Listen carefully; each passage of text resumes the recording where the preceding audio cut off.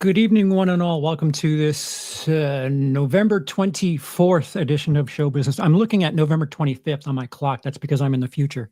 But, Time traveler. Don't play your numbers. I come to you as King Charles. To my screen right is Lindsay.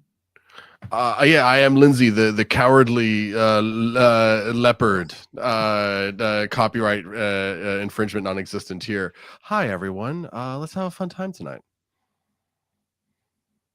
And then below me. Beg your pardon. Hey, yeah, and to my screen left, sir, welcome back. And hey. Hello. Totally. We got results as well. Weird and quiet. We already have one. Oh, we can though. It's great. I love the hint towards Popeye that we just got there from Lindsay. Blow me down. Blow me, Grey Poupée. Was not an instruction. It was directions. Well, the spoilers for things to come. Yeah. I teach you to tell me to speak up. So we're going to be talking about movies, the things that came out this weekend. And to let you guys know, we have bumpers. So nice. The spoiler thing is to let you know we're going to talk about something that's out, and when you see the purple screen, we're done. But before we get to that, we need to spoil the weekend, which is quite busy. Those are some sexy numbers. These are estimates, of course, but Wicked is steamrolling with 114 million. Gladiator 2 is in second with 55.5. Red One, kind of normal drop, only 59%, brings it to 13.2 million. I mean, if you consider the fact that it's competing with Wicked, it's not atrocious. It's on more screens, which is, I don't know how the hell that happened. Yeah, that's wild. But number 4th is Bonhoeffer, Pastor, Spy, Assassin with 5.1 million.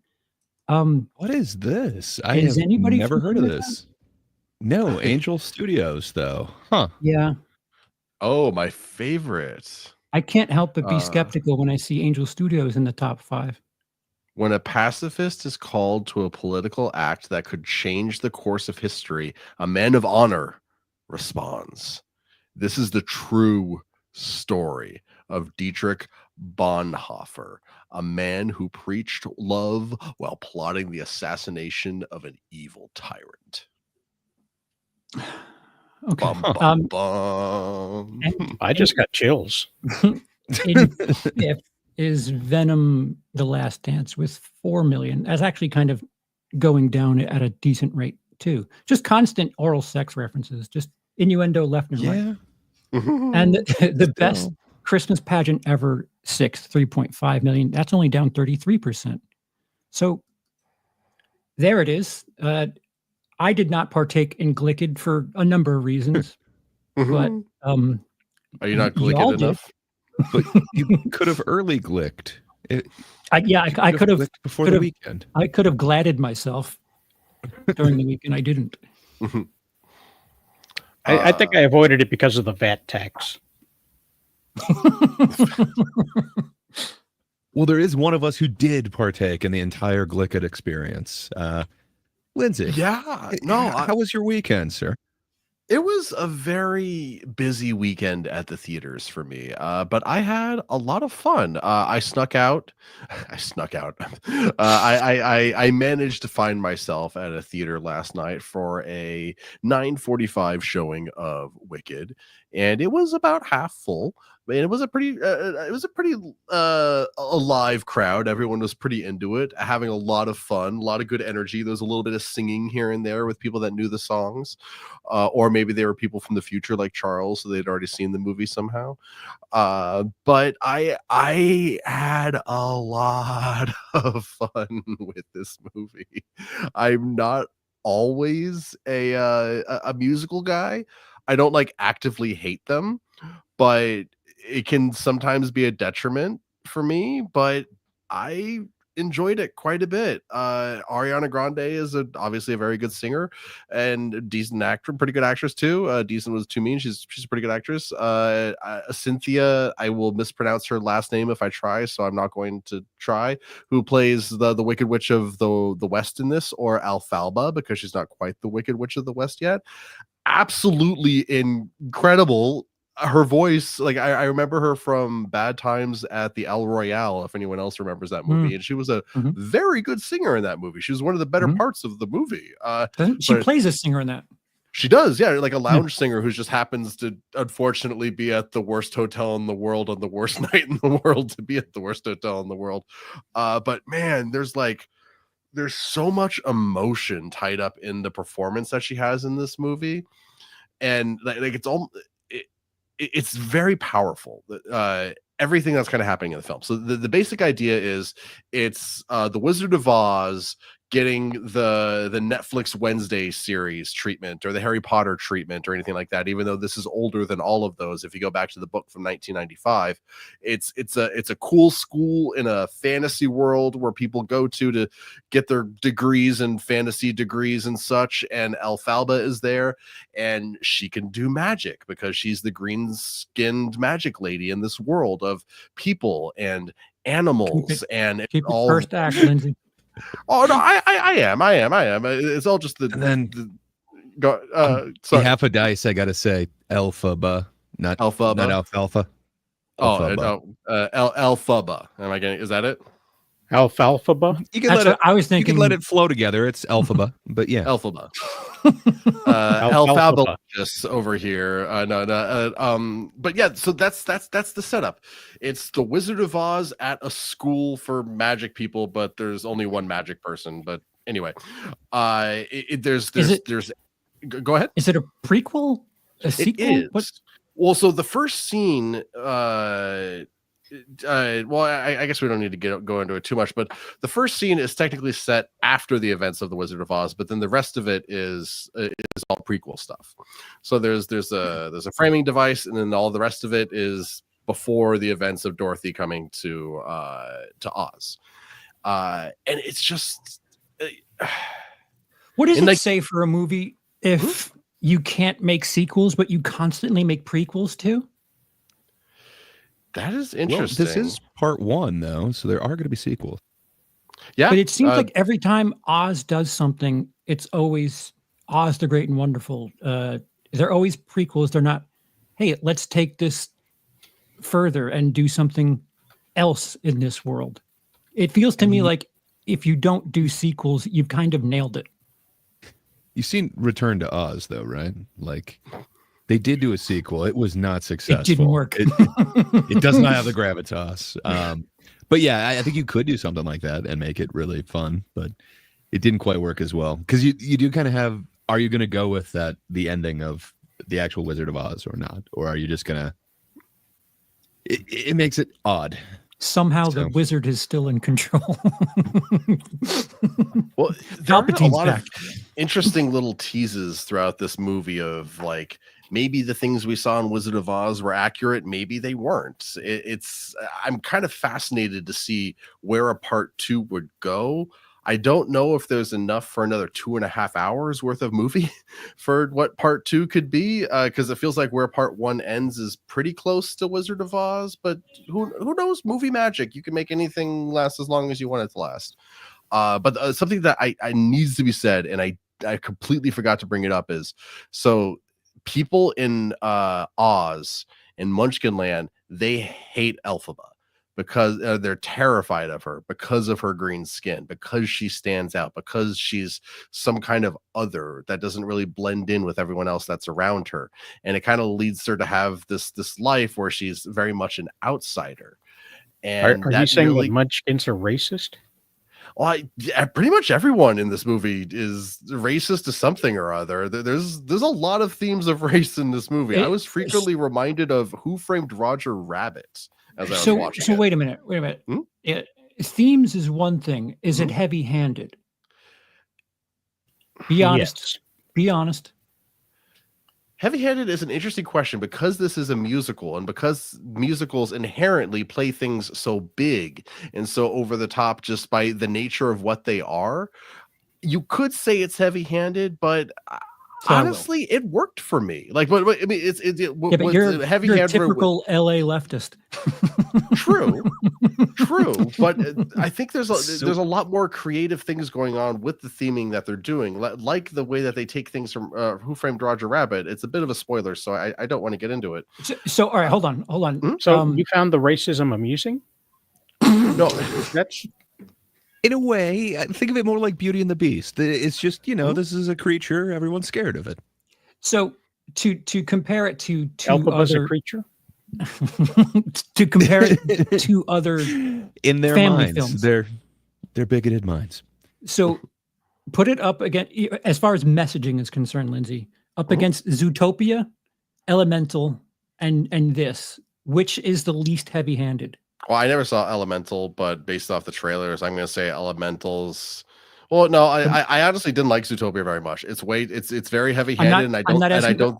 Okay, Well, so you think so Zootopia I- is heavy-handed? Yeah, that's what I'm saying. I put Zootopia as the worst example of this, and then I'd put Elemental, and then I'd put Wicked, because it's clever in the way that it does it. Like, so the fact that it's everyone hating on green people and animals. Well, I mean, the green people thing not so much because there's only one green person, but the fact that a lot of the hatred is just kind of directed towards animals. There's this whole thing But about there's a reason like why when she was lumped in with the animals.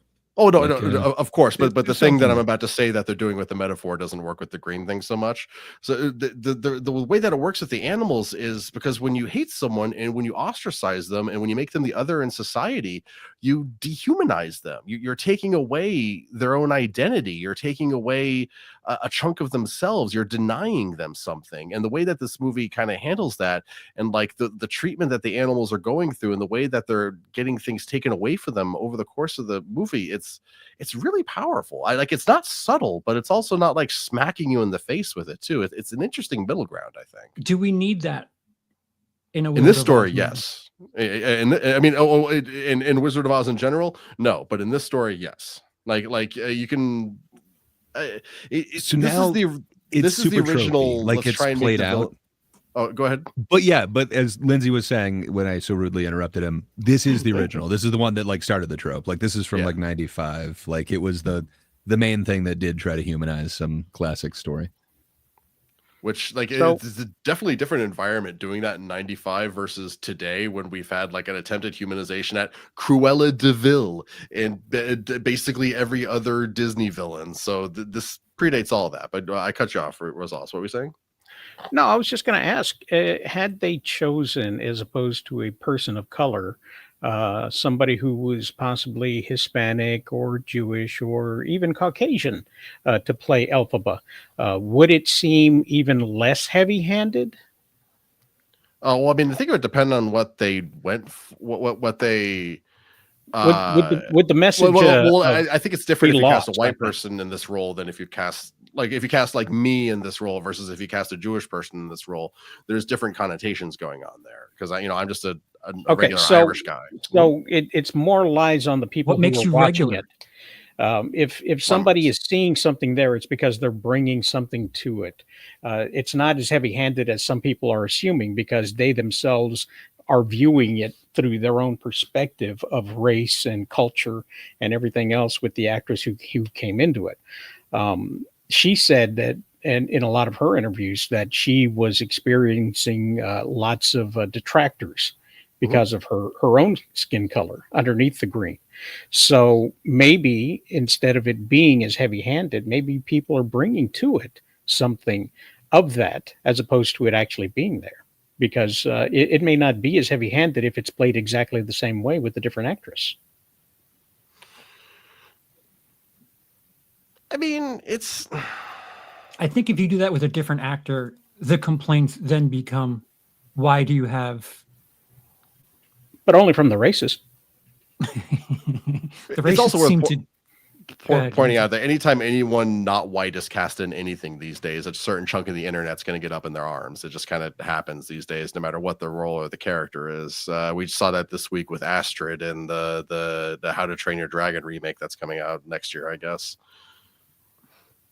What happened with Astrid? They're doing a live action How to Train Your Dragon, and that's they released the trailer for it this week, and they cast Nico Parker from The Last of Us to play the role of Astrid. So the character is going to be half of European descent, half of African descent, and that's caused a lot of people online to kind of be like, "Whoa, Vikings can't be of not white origin." They you know what? Dragons don't exist either. So Very good point. It's America Ferrera did the voice of Astrid in the whole thing, and she's Hispanic, of whatever descent. So also, there's that fat New Zealand guy who's also pretending to be a Viking who's chasing dragons. Oh, Gerard Butler, yeah. Wait, is it Gerard Butler or who is it? No.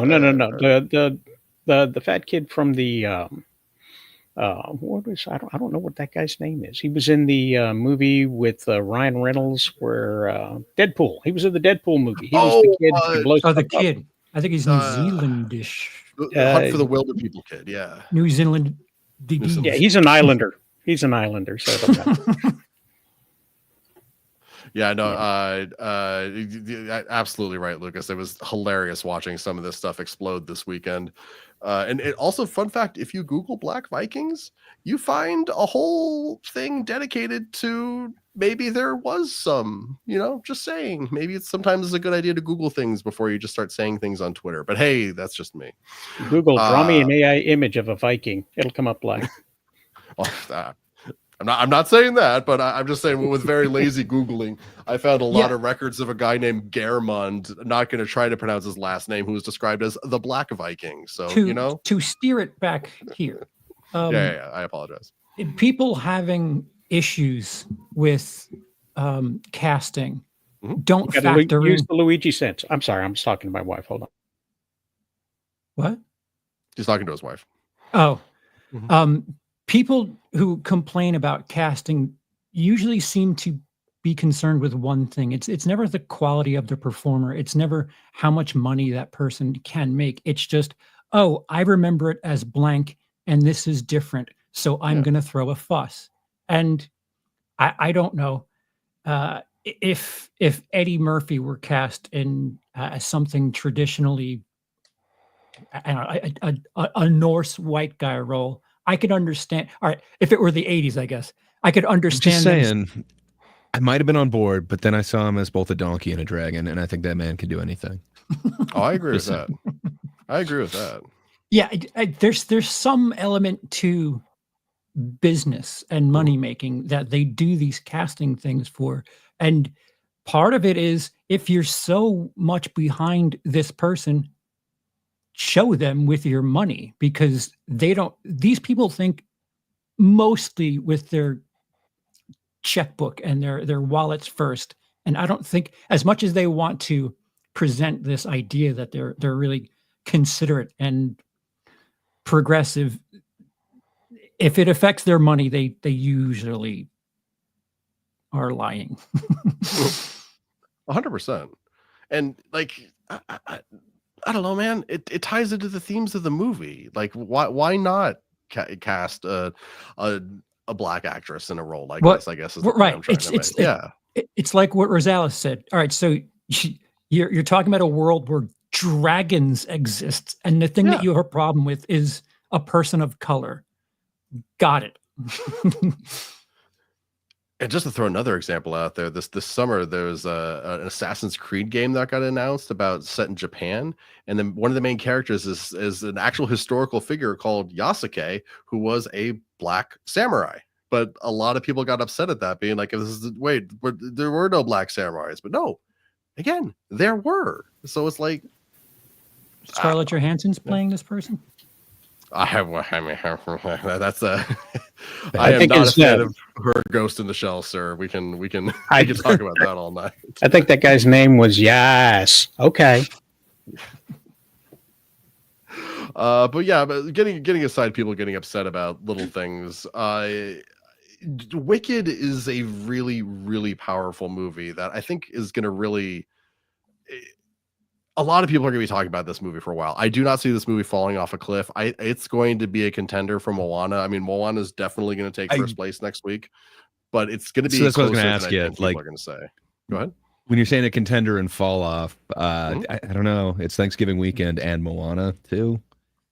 I don't know. This one's, I guess you could call it a sequel, but it's kind of creating its own franchise or rebooting its own franchise where it's just a sequel. Do you think it's going to stand up to it, or how much of a drop do you think it's going next weekend?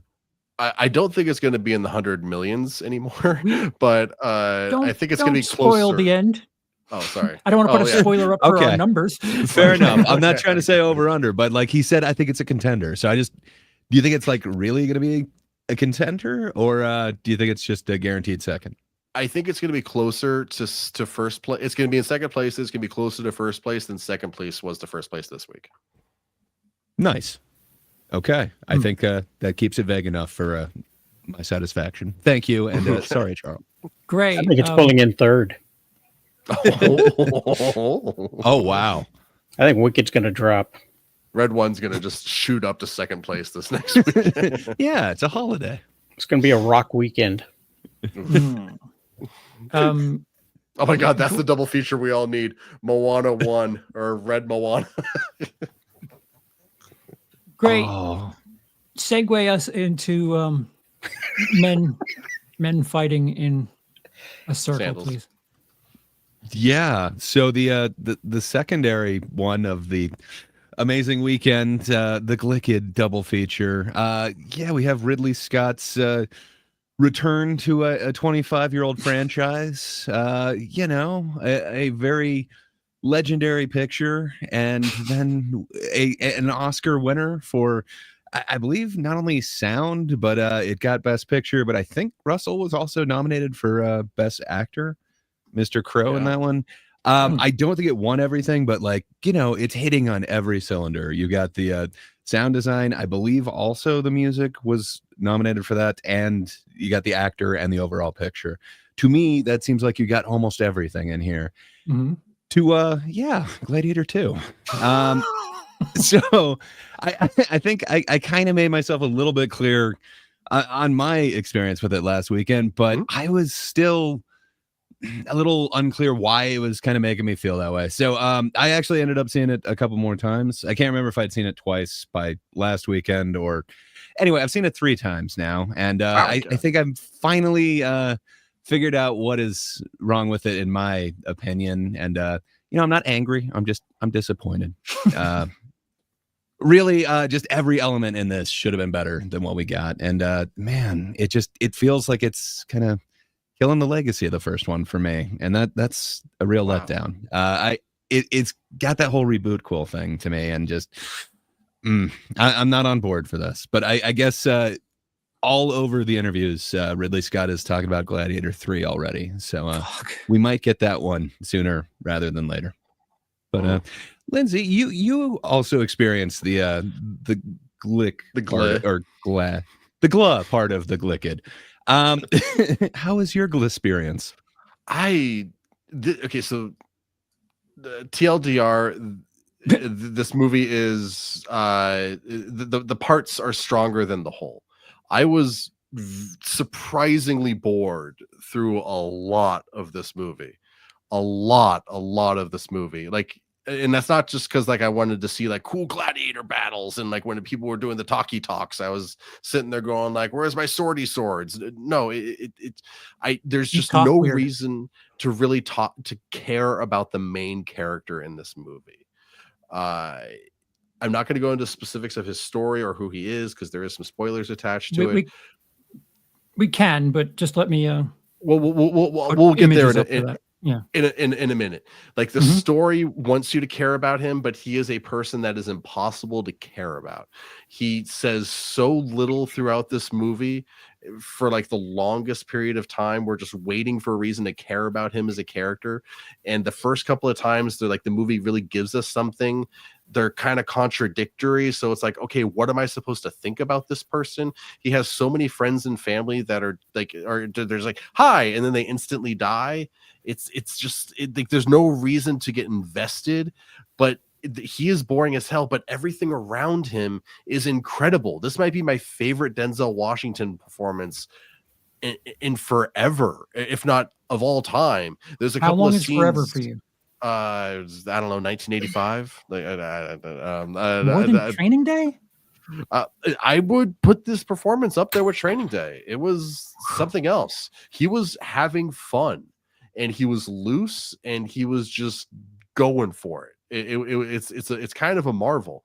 And then you got the two weird Emperor guys in it that are just like delightfully off-putting, and I guess one of them is about to be the new Human Torch in Fantastic Four. So we got Human Torch, and we got Pedro Pascal, Mr. Fantastic. That's kind of cool.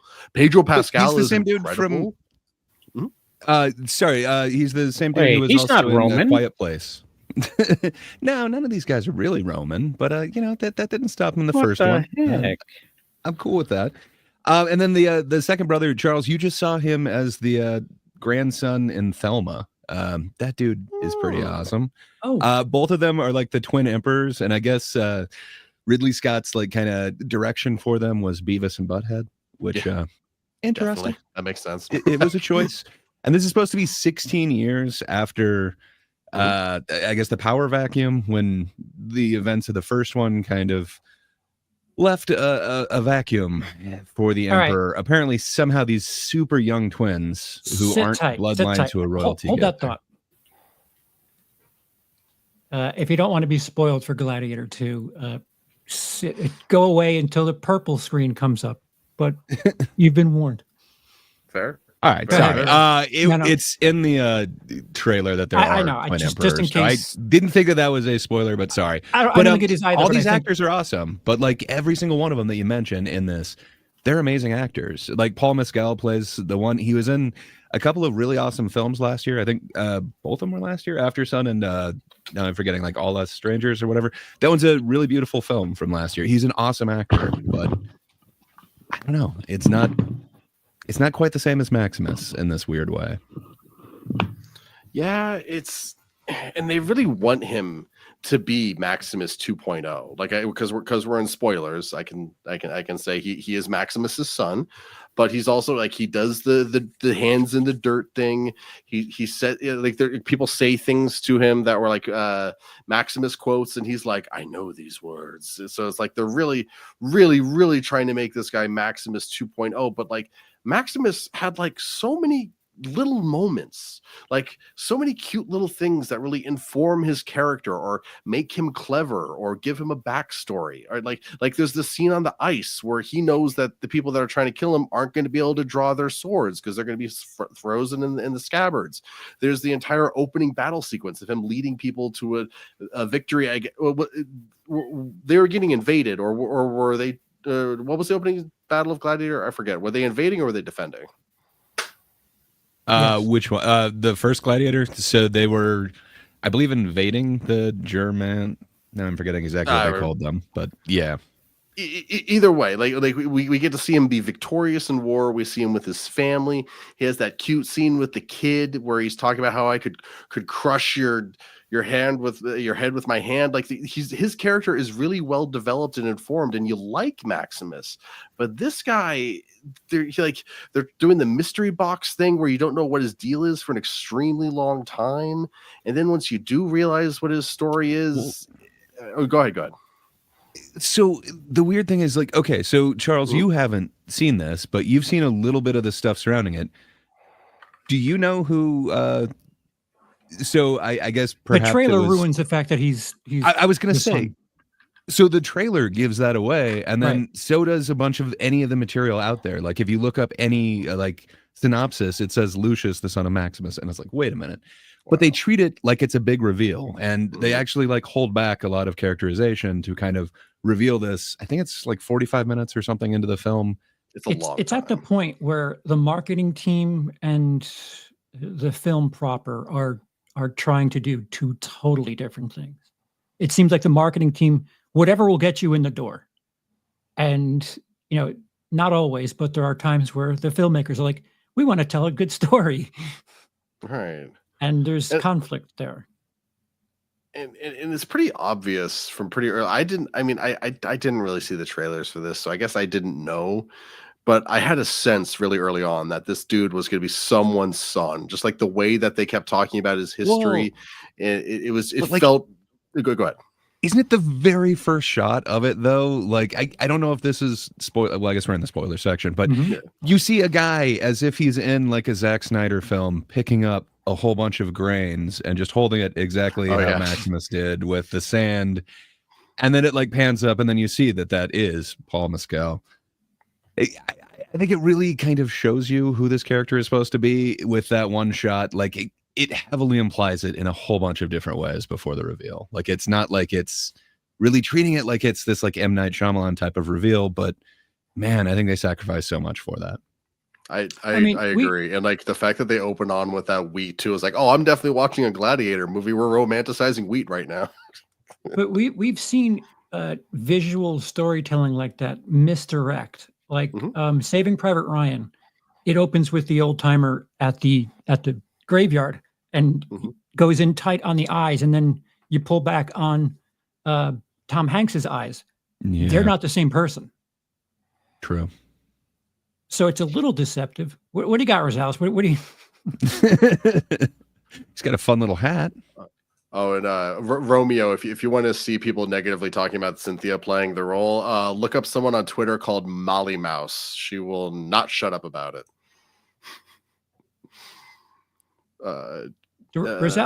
Is Rosales just playing around, or like what was the I have a question thing? Oh, I noticed that Wicked had a popcorn bucket as well, as because we had talked previously about the popcorn bucket for Gladiator, which comes with the QR code and the nice little VR thing. And I was wondering if Lindsay splurged for both buckets. I did not. I've actually been really good about only going for buckets when it's something that I think is kind of nifty. So I haven't gotten one in a while. I would have gotten the Alien Romulus alien head if that had been available at my theaters. I put two pictures in the Discord so that you can compare the two. So there's the two one. One of them looks like a hat. The other one looks like a Roman Colosseum. I think we've seen the Roman Colosseum one. Yes. Yeah, the Roman Colosseum. We saw that on your show. I actually got to see somebody display the one that they received, and it looks really poor quality. It doesn't look as good as that. Oh, really? I mean, they never do, but they're they felt very plastic. ripped off. Yeah, well, I think apparently not my that dice from D&D looks pretty good, but if you get close to it and try and roll it, it looks terrible. It just instantly falls apart. Fair enough. It's built like an egg. Exactly. It'll open it if you toss it. Shout out to Dice. Oh, you got it through. That is so awesome. Sick. This is, I mean, I don't expect it to be sturdy as hell, but it works. What hole do you put your hand in? Oh, I see.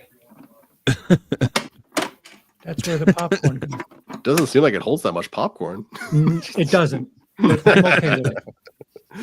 But Dice, that is an incredible thing. Pat yourself on the back. Indeed. Yes. Dice is MVP for the year.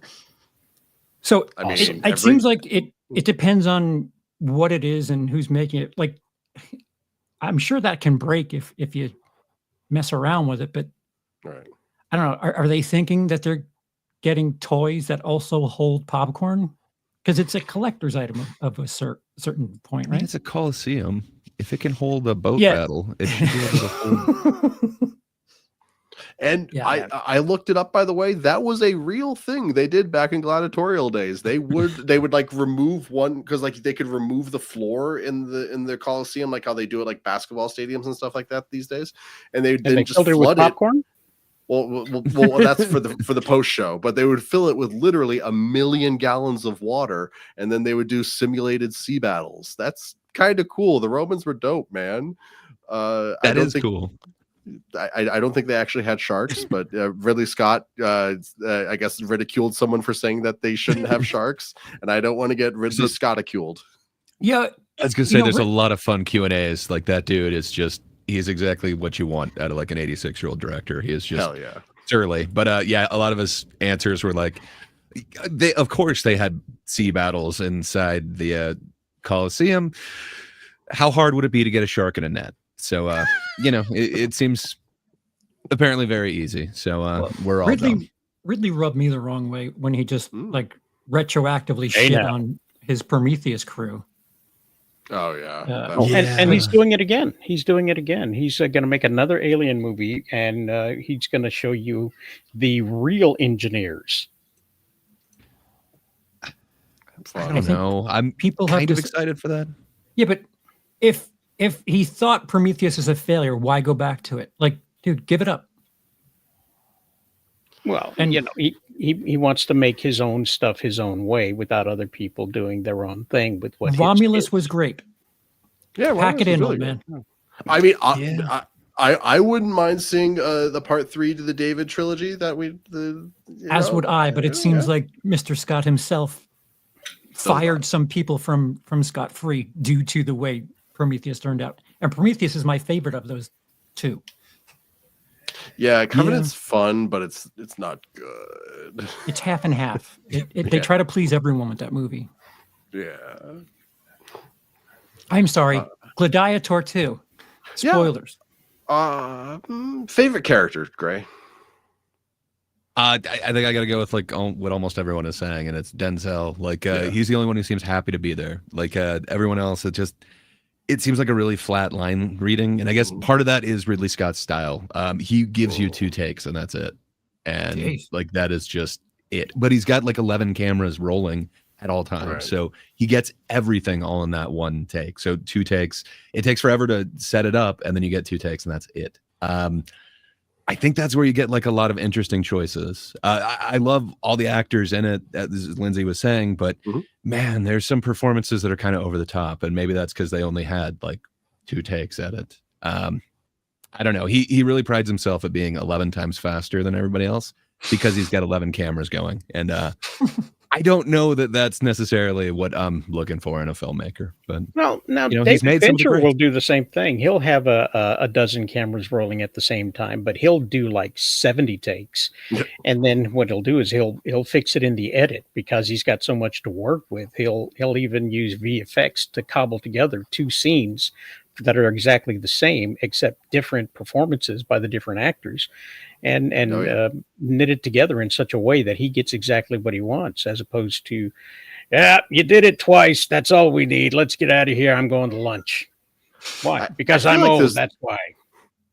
I feel like there's a healthy middle ground between 2 takes and 70 that filmmakers need to find their way towards. Like, 10 seems like a nice solid number, like you do the first like 2 to 3 to 4, like the first one's practice, the second one's like a warm-up practice, and then start getting serious by like the 4th or the 5th one.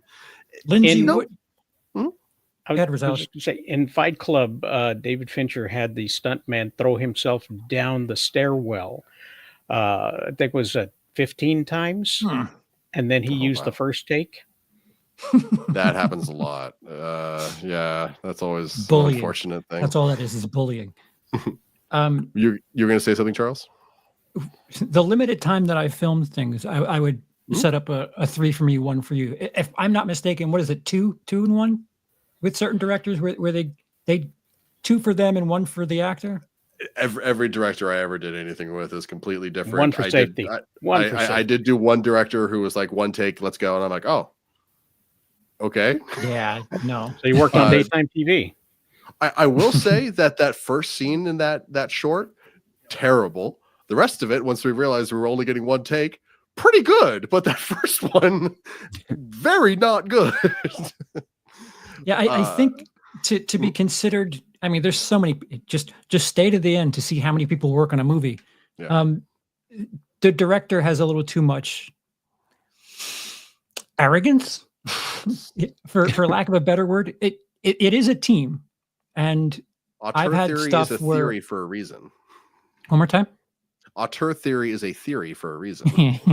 Yeah, I've had stuff where something that they just decided to do in the moment ended up being the best thing, and I think filmmaking should be something of a team thing, but I don't know. 50 takes is absurd. Well, how many takes did they do for The Shining? Was it hundreds or was it just like dozens and dozens? PTSD worthy, whatever it was. PTSD worthy, whatever number that is. We shouldn't laugh. Shelley Duvall's a treasure, and she was treated horribly on that movie. She passed away recently. True. That as well, actually. Crap, it makes me feel even worse. R.I.P. Queen. So I think we feel a little bit similar about Gladiator 2, Lindsay. But how do you feel about the first one? Is the first one just like legendary to you? Do you hold it in a lot of reverence? Is this not living up to something? Or I don't know. Am I looking at it through nostalgic vision? I guess I'm asking you. Sorry, I'm laughing at Dice right now. If you don't get it in this first take, it was one of the more interesting shoots. Let me tell you. So I've actually only seen the original Gladiator once, like 20 years ago, but it's been pretty. It lives not like rent free in my head, but like reduced.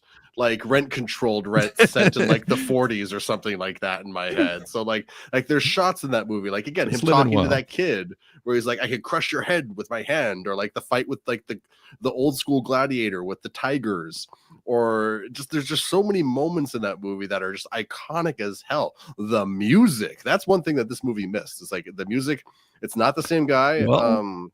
But it's still good, but you can tell it's not the same guy. Go ahead. It's got some really fun musical cues, but they're all Hans Zimmer ones from the first one. Like anything that I can remember musically from this is just, it's literally Hans's music rehash. Gray, do you know what Gladiator borrowed from or lent to? Because I know when I rewatched Gladiator a week ago, a lot of the Zimmer score, I've heard it somewhere else. I don't know if they took it from Gladiator or Gladiator, because they tend to borrow the musicians tend to borrow from themselves. Like if you listen to any John Williams thing, there's a lot of very similar stuff where it's like that sounds Star Warsy in Munich. Interesting. I know this one kind of put Hans Zimmer like on my map, which was well behind Hollywood's or whatever. Like everyone knew who the hell he was, but I knew I then started recognizing kind of some of his motifs that sounded a little bit similar, but man, has he become kind of amazing. And then this was really popular. If it didn't win, I guess I could just look it up really quick. If it didn't win, I know it was nominated for the score. Like this score is somewhat legendary. I know I heard it everywhere like that year. I think it sold quite well for a soundtrack, if I remember right. But I know I've heard this almost everywhere, but man, although Lucas Dalton is saying Black Hawk Down, I think is where the music came from. So perhaps I'm just unaware of that. I know that one is, another one in the same family. That's interesting. Wait, did Black Hawk Down come out before Gladiator? After. Oh. Yeah, it had to be after, because I remember using that one as an excuse one day. Yes, it had to be after. Okay. That's interesting though. What's that movie Sunshine? That there's that one musical track that they use in like almost everything, or Sunfall. It's like some horror sci-fi movie. Sunfall? Maybe not Sunfall. So Troy says no one will probably get this, but the one thing that clearly borrowed from Gladiator is MF Doom's mask, motherfucking Doom's mask. No, the rapper. Yeah, 100%. It's kind of Dr. Doom meets Gladiator mask. It is awesome. Yeah, you're totally right. He kind of had the Maximus mask. I didn't get it. Whatever. Are we? We're yeah. done with this, yeah. I think we're.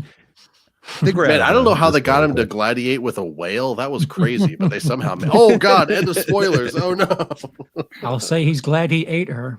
Yes, gladiate. Is that a noun or is that a verb? I gladiated them. Would that be a verb? Anyway. So something that I saw. I mean, there's still 5. Well, no. Well, yeah. There's 5 weeks left in the calendar year, and even with the strong weekend that just happened, it appears as if the box office will not go above last year's. These are the total billions, domestic, mind you, of all the films that were released. I left out 2020 because it's $2 billion. The theaters were closed. 2017, it was 10.9 billion. 18 was 11.9 billion. It dropped in 2019, which is kind of interesting, with 11.2. And then in 2021, it more than doubled the year before, which theaters were closed for a lot of the year, with 4.51. 2022, 7.43 billion. 2023 last year, 8.93 billion. And a lot of people thought that there was a lot of failures last year. It was a bit of an upset. You know, they expected the year to be a bit stronger. And if you take away Barbie and Oppenheimer, that number is a lot worse. Yeah. And as of right now, for 2024, the total is 7.05 billion. And to be honest with you, over the next 5 weeks, I don't think all of the movies will make $1.9 billion. So here's a question: are these numbers within the calendar year? Yes. Or okay, so Yes. like if a movie came out on like Christmas Day 2023 and then went on to make $1 billion, but that $1 billion would go to 2024. It's not by release date. It's by Okay. January 1st to December 31st. Okay, So cool. I don't think there's a chance in hell. You don't think so? Even with Moana and Wicked? No deal? Did you say This- Moana, like new and Moana combined together? The new Anna. Two Anna. The new whatever Anna, you the wanna call it. Moana, Kamana Wanalea, whatever it is, it's not going to reach that 10.9. I don't So think.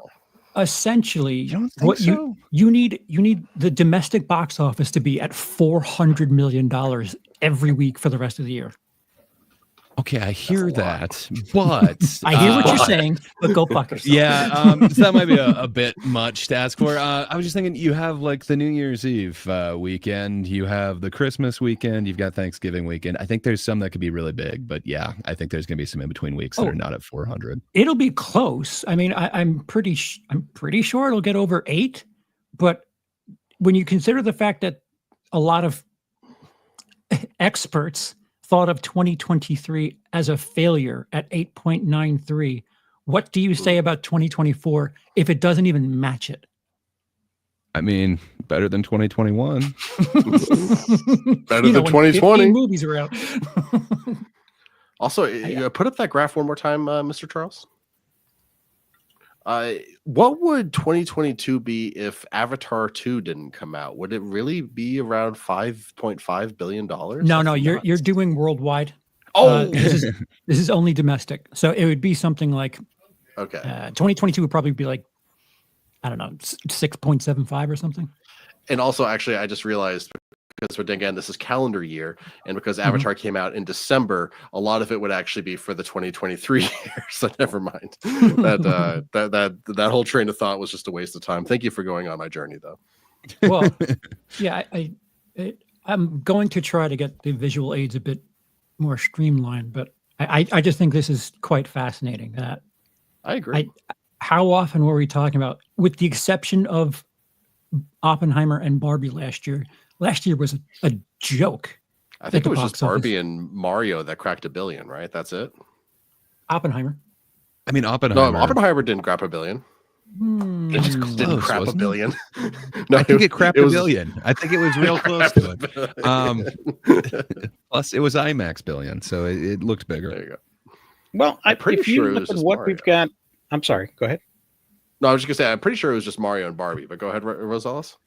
I was just going to say, if we're looking forward ahead to what we've got to look forward to this year before the end of the year, I don't think there's the offerings are not big enough. We got Are you Nosferatu, discounting Sonic 3 or Sonic 3, Better Man, which is what it's a documentary sort of docudrama.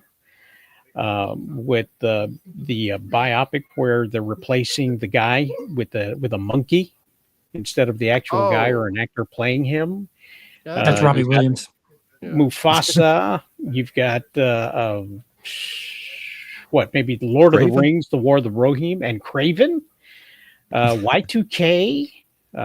There's really not anything that screams to me that they're even going to have $1 billion weekend. More than half of them won't even be $100 million movies. That's what I'm saying. That's what I meant to say. It was 100 million. That none of those seem that they're going to do anything more to push that needle over than where it's already at. No, I don't know that it needs to. I mean, granted, we're show business. It's about the box office, but not all of them are Red 1. Well, I guess that's a bad example. Not all of them are Gladiator 2. Not all of them are looking to make a ton of money back on this. Some of them are going a little bit lower budget. I don't see Nosferatu as being like $1 billion film, but I think it's going to do pretty well compared to like a lot of the horror that's out there this year. Yeah, horror goggles are a thing, and considering where we are, everyone in the horror universe would say Terrifier 3 was just a massive success, which it is. Relatively speaking, it's a success. But $56 million, that's a fifth of the Red 1 budget. That's a rounding error. Yeah. We're talking big fish, little pond, right, Right. You And that little pond $100 is million, actually made of a speed bump or a pothole in the street. So it's a tiny, tiny pond. Can I throw out some interesting numbers related to No, Gladiator? and you were right, by the way. 977 on Oppenheimer, not 1 million. Oh, aha! I was right. I mean, that's say- close. I would round up, but fine. You guys can be sticklers. Why am I posting as you, Lindsay? That is I weird. was wondering that myself, but like I thought it was funny, so I was just kind of like, Do you letting post it as happen. me? Because that's Oh, that's a good hysterical. question. Test. No? Okay, so we're both Nope. me tonight. Okay, cool. Cool. StreamYard, Cool. everyone. Pay more. So a couple of quick figures in regards to Wicked and a Gladiator in terms of what they cost to make. Wicked cost 143 million, and reportedly Gladiator cost 250, but Ridley Scott has publicly stated that his movie came in 10 million under budget. So I don't know if Hollywood that accounting. Well, I'm just saying I don't know if that 250 is including that, so it was like originally 260 and then, or if it was like it was actually 240. I'm just bringing up these numbers because both of these Gladiator's over 200 million right now, and Wicked is at I think 163 million. They both cost about as much, if not way less, than Red 1, and they're making dramatically more money. So. Go ahead. I'm not sure if it had like two different budgets, but I know Gladiator 2 was shut down due to one of the strikes. So I don't know. From what I understand, like they had to completely shut down production and go back in it. So if he's 10 million under budget with the shutdown, like damn, that says a lot about him going, I guess, 11 times faster than everybody else. He used scabs. Oh, there is that, but also like it's just really funny to me watching. Sure, you are. It's really funny to me watching an old like legend Ridley Scott coming in 10 million over budget, while The Rock is coming in 60 million over budget. There's something about that just tickles me pink. So there's something that was released recently, and I don't know if everybody has seen it, but this content creator nailed the thing that we've talked about a couple of times over recently. And if I could find it, I will discuss it. All right. So who did this content creator nail?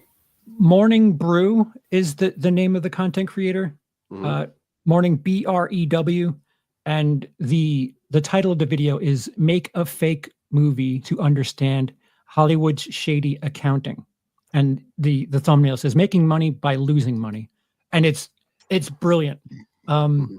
It essentially is a much more concise, I don't know, I don't want to, take anything away from it because it really is. I don't even think it's half an hour long. It might be even far less than that. We've discussed. I think it's under 20 minutes. Yeah, but, it's super informative. And it's right. He goes through the actual like movie example and in great detail, which is really awesome. Seriously, check that out. Right. But it's not just this business. Music is known for it as well. There's some real funny accounting that goes into it. Songs that you'd think were a hit that are still being played today, somehow they still haven't made money yet. It's hard to believe. Yeah. Well, so when you spend $40 quadrillion on paper cups, how is anything supposed to break even? Right. So it covers things that we've discussed, over the years, and it puts it all in this one video that's really informative, and they cover everything really well. I'll probably have the link in here in the future, but maybe I'll reach out. He's a fairly larger YouTuber. Maybe get He's a clip. Big boned. Maybe we'll get a clip of it and throw it on when it's pertinent. But it feels like all of these massive budgets. This would have really helped for Red One because that budget's strange. But it seems like unless you're a family film, you're in bad shape. Well, and does it make you even more suspicious with like Red One being an Amazon company? I mean, do you think all those cups were like Amazon Basic cups that then got sold to the Amazon Studios, which is a completely different company? We had to gift all of the employees free memberships of Prime, so that cost money. Yeah, we decided to try and save money by like instead of hiring like a film crew, we just sent like our truck drivers to the set and just handed them cameras to shoot the scenes, but the footage didn't come out good, so we had to spend $6 million reshooting everything. Yeah, if there's an industry that doesn't need help cutting corners, it's Hollywood. And forget the political religious bias. Something like Angel Studios last year, they found a loophole, and not against them so much as it's don't give these assholes ideas. And I don't really trust the studio industry at all. And well, if you need another example of don't give these assholes ideas, just look at writing off projects on your taxes. David Zaslav started it with Batgirl, and now Disney's done it, and they've done it a bunch of other times. And he didn't start it. He just needed to do it in order to start getting rid of some of that deficit that he bought into. A lot of companies do that. Shoot, right now, if you've got any kind of subscription and you're a YouTuber and you itemize your taxes, every single one of your streaming services is a tax deduction. So everybody, does all that business expense, though. Yes, it's a business expense. Well, so there's a difference though between like writing off Netflix and writing off an entire movie. No, the point is you do what's within the legal boundaries to save money or to get a tax write-off. That's the point.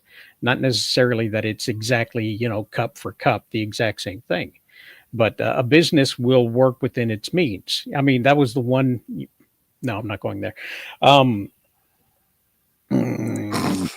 Yeah, I got to mute myself. He's going to talk about either his wife or political stuff. Okay. I'm curious to know what number does Batgirl need to make to, cancel out the fact of the tax break they had?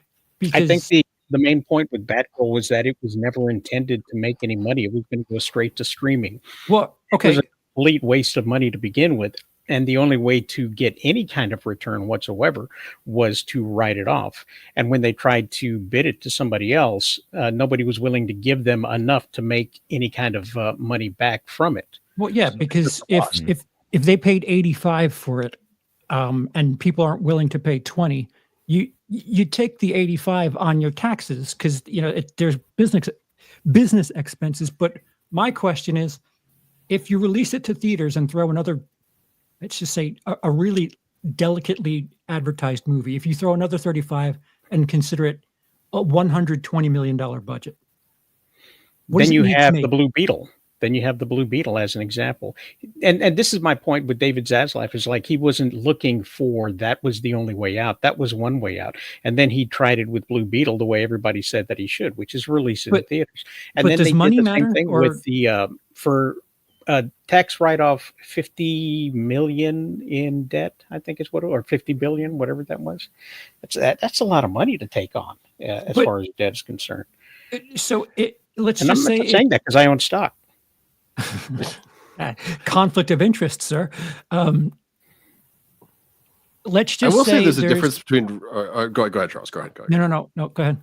I was just gonna say there's a difference though between no one cared about Blue Beetle though. There was no positive buzz about Blue Beetle. Batgirl, people were excited for. It was the peak of the only after it got canceled. Only after it got canceled. No. There was a lot of really good buzz about that movie because it was the peak of the Brendan Fraser comeback story. It was the peak of the Michael Keaton comeback stuff because it was tied into The Flash. Like people were excited for this movie. Yeah, but and then they just canceled it. I'm just saying I don't think it's like Blue Beetle to Batgirl is a good comparison. That's all I'm saying. People were shitting on Zack Snyder's version of whatever. They willed that into existence. Who's to say that they can't do that? And it was Warner. Who's to say that they can't do it again with Batgirl? The defense rests, Your Honor. No, I agree. Like we'll never know, but like, well, so they thought the Flash was releasable, and they thought Batgirl was not releasable. How much worse than the Flash was Batgirl? Okay, as so a made-for-TV movie that was not given a theatrical budget. My question to you is, you're running Warner. What is the amount that you need to make it worth it? 500 million? Well, I mean, the best example of that is going to be the Cape Crusader, because they did the exact same thing with the Cape Crusader. They were gonna shelve that, but they put it out there, and they wanted to get a certain amount. What was it? There was a certain amount that they wanted to get, and they were going to shelve it again. And then somebody gave it to them. It was Amazon who gave it to them. Not only did they take that show, but they bought into a second season as well. So they were able to actually make a profit from that. I don't know exactly how much. I wasn't paying attention during that part of the media conversation thing. Quarter. So Batgirl's budget was 90. So you probably want to advertise probably half that, let's say 40 or 50. So that's 100. That's 130, $140. Call it 150 just for the sake of oops, we fucked up. Call it 150. So then you need 300 million. 300 million to break even. So 320, 330 if you want like a little on top of that. You don't think I could have done that? I do. I have some reshoots on there. Yeah. I don't think so. Flash didn't do as well. They were excited about that. They were excited about Blue Beetle coming out because they gave it a chance. What did the Snyder Cut do? That Snyder Cut, it ruined WB. That's what it did. That didn't ruin WB. It was a symptom to the problem. It was a boil, but the sickness was there. But Flash was also in development for. It was, and they released it despite the fact that the star of the movie was in the middle of a period of time in his life where he couldn't stop assaulting people. So, I don't know who told them that movie would make money, but that person should be fired. Never charged. He was never convicted of anything. I think there was some out-of-court settlements and some of that stuff, if I remember correctly. What did within the law? What did the Snyder Cut make? Not very much. A lot of people nauseous. It was mostly a streaming release with a very, very, very limited theatrical release, if any. Good. No, it did not. It did nothing. It did nothing. The top secret streaming release. Got it. So numbers that we can never know. According to Box Office Mojo, there's actually nothing. There's literally nothing. So whatever. I know it did get a small theatrical release, but whatever, it wasn't even worth. They would have said it was the #1 streaming movie had it done anything, and they did not say that about that. So I know it did all right as far as physical media is concerned, but that you're putting more money into making the product if you're going after physical. So. Yeah, I don't know. I don't like the streaming aspect, only for the reports. Everything that was WBDC had to be reinvented and recalculated, and so they had to either push out and be done with it, or shelve it and be done with it. A lot of people complained about this Warner Brothers cartoon, Acme versus whatever, that was completely finished and ready to go. Coyote versus they shelved. Yes. And what they've done for a different movie that they also shelved, it's actually coming out now. So there may be a way back for some of these projects. I think it was called The Day the Earth Blew Up or something like that. It's an Acme cartoon. It's coming out sometime next year, I think. Or maybe Christmas, who knows? But it's getting a theatrical release. It wasn't going to get it before. It was going to get, thrown over the cliff. It was going to go into the tax pocket nightmare thing. But people made a big stink about it, and I think it's going to lose a lot of money. So, but I've been wrong before. I was half wrong at the over and under. If we're segueing, I don't know. I just. You also literally have your money into this, so it's kind of hard to take 100% of your saying at face value. Like if I don't know, if I was talking about Kangol hats, I could. You guys would be like, yeah, okay. I guess my whole thing with the Batgirl movie is like, you remember like the Matthew McConaughey renaissance of like, what was it, like 2012 or something like that, where he had like 10 movies come out and like pretty much all of them were actually like pretty decent to pretty great. Like if you had Remember a the movie, Mud days. Oh yeah, not all of them. Mud was good, but there was a few stingers in there. But like if you had a Matthew McConaughey movie that you were like unsure about, you didn't know if anyone would like it or not, but everyone's talking about Matthew McConaughey, he's all over the place in all the movies that are coming out right now. Would you release the movie or would you write it off on your taxes? And it's like that's kind of what you have going on with Brendan Fraser and Michael Keaton. So it's like that times two. It's I don't know. It just doesn't make any sense to me. I understand. At the end of the day, your job and the role that Zaslav have is to make money, but I don't understand how giving up box office returns on a movie starring two actors making a comeback that everyone adores is a good decision. I'll never understand it. I just won't. I think if the projections, I was just going to say, if the projections aren't there, then you don't do it. If that doesn't stop them before. Yeah, and the projections are wrong all the time. Yes. And so they're trying to figure it out. You got to remember, Zaslav had no idea how to run a movie studio. And so he's cutting his teeth right now with, his and other people's money. So the second biggest studio in the industry. Yeah, it's a great way to learn how to do something. I'll figure it out. Yeah. And think about that for a second. The second biggest studio in the industry was $50 billion in the hole. It came close to ruining AT&T. One of the bigger telecom companies.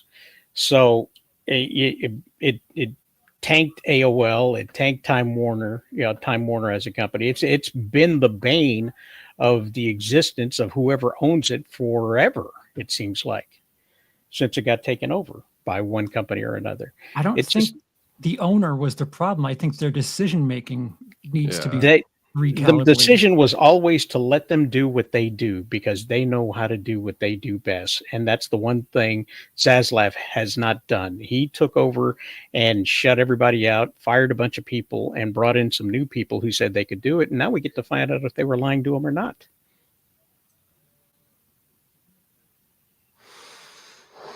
I guess we'll find out. I have a feeling Zaslav is going to get remembered as one of the worst CEOs in the history of Hollywood, though. I'm just going to call it now. I think it's going to turn around. And that's just not because I bought at 7. Still under 10 right now, by the way. So jump on in before Superman Legacy comes out. Oh, it's not called that anymore. Superman Legacy, that was the 2006 one. No, that was Superman Returns. Ah, you nerd. You knew it. I've actually never seen that movie. Like I've seen the memes with Kevin Spacey, but I've never seen like that entire movie. Just all my friends at the time talked me out of it. If it came out in 2017, it would be a safe release. Okay. But because it came out before comic movies were what they are now, it was Plus the director is a little troublesome. Yeah, that's right. I always forget he went from X-Men to Superman back to X-Men. I thought he went from pool party to pool party. Back to popcorn buckets? I don't remember where I was going. It was pre-bucket time. So Moana, we got that coming up here. How do we feel about that? I think it's going to be the a live huge action winner. or the No, Moana 2, we're going cartoon. We're going the sequel this time. But if you look at like every other sequel, especially family movie this year, they have just gone crazy. I can't see them screwing around with Moana. I don't know. If I remember right, wasn't it quite successful, the first one? The first one was very successful, yes. But this was actually intended to be a TV series made for streaming. So the Moana TV show, until Disney had to move some money around and do some of the Hollywood fudging when it comes to stuff like that. This is where I when you speak about Disney you're very hard, but when you speak about Warner, you're very defensive. And this is I'm where just saying Well, it affects his I don't bottom know. line. right. And this I is where don't it's own any difficult to Disney. take. Well, No. so because you own Warner, You forgive could we all everything. just be looking at this wrong? Could it I just am be crystal clear. Rock I can't am be- a window. I am a braille book printed. come in- on, Warner. But it's the same kind of shenanigan. I'll tell you that. I'll say it that way. It is the exact same kind of Hollywood Well, they're all studio corrupt. shenanigan. Yeah. And that's what they do is they move things from one to another. It does make it a lot harder when you're taking something that was meant for TV and putting it into a theater, because that means that you now have to change the contracts for everybody who worked on those projects from a television thing to something that might actually make some money. So But The Rock is used to that. They just did that with Red One as well. That was he put Amazon's them over one. a barrel for this thing, Well, He yeah, did. because his lawyers are familiar with the process. They just Yeah. went through it with Red One. He knows exactly what to do with these things. But what we're probably going to look at here in this film is what they used to do with the Night Stalker. You remember that? The Kolchak movies, the Kolchak TV show. They No, would we take. were all born in the 90s. I'm sorry, children. It's story time with the old man. Back in my day, when white people were the only ones who were entertaining, I don't watch black and white quiet movies. no, they would take a TV show that had long since been deleted, and they would take 2 or 3 episodes and edit them in such a way that would weave their story into about an hour and a half to 90 minutes, which is the same thing, and call it a feature film and make it a movie of the week. And so essentially what they've done here with the Moana movie is take several episodes that have a storyline and wove them together into one hopefully cohesive film with little to no extra added scenes to bring it to life. You're going to have to take it and adjust the quality and possibly re-render everything simply because it wasn't going direct to streaming. It was going to theaters now. So the deliverables have to be changed. My parents watch Kolchak. Does that count? Yes, it does, Dice. It does. So they were well into the animation process when the change was made then? Yes, it was done. The series was done. But they needed to take stuff out of streaming so that they could show a profit. So if it's a movie, then the expenses come out of the film department, not the direct to streaming service department. So when they pulled it, they pulled some funds out that would have been an expense. So they basically zeroed out all of those expenses and said, "Yay, look, we made $1." But now they're stuck with the fact that they announced it as a movie before anybody knew it was going to happen. So when Disney announced, we're going to do Moana 2 as a movie, everybody who worked on it was like, what? But we were done. And now they have to work. And they've been working for 7 months. And I did not believe that they were going to be able to do it. I thought they were going to push it back like they do a lot of pushbacks. They announce stuff and then they push it back and they announce and push it back. That's kind of something they do. So if this were WB, would you be spinning it that they graciously employed the artists for 7 more months? Fucker beat me to it. Oh, guys, you are just making mud out of my shallow pool that I call a code of ethics. McConaughey movie. But wait, all right. They have the live action one that's happening next year as well. So maybe they, I don't know, made I don't know a bunch of I don't know what they're doing. I don't different know. lemonade. It's probably a desperate move to make a little extra money on the books for this year would be what my guess is, because for some reason Deadpool and Wolverine didn't make enough money. Maybe they needed that to make 2 billion or That something is like absurd. that. I'm not saying it's logical, but like, If Deadpool and Wolverine didn't meet expectations for you, stop. Just stop making. There's a difference everything. between meeting expectations and That's what Hasbro is you doing. needing it to make 2 billion in order to look good at your job. Like, you know what I mean? No, okay. I'm saying, so you're an executive and like, the things have been struggling for a few years now. And like, you promised that the movie was going to do this or that or another thing. And then maybe, I don't know. I'm just rambling. The point They'll is still get their bonuses. Don't you worry. Okay. I'm The- No, rambling. the parks are hemorrhaging money. A lot of the The sales parks of are the one thing toys- that are making money. No, they're not making as much money as they could. They missed their mark for two of these financial quarters in a row. That one I I'm happen to sorry, listen did to. we not become WB. CNBC? What the hell is going Well, they're not doing WB number. No, WB's not doing WB numbers. They have missed every single projection that they've made this year. Oops. Did I join What- your side for a second? What is Q4 looking at? I don't know. I've been on vacation.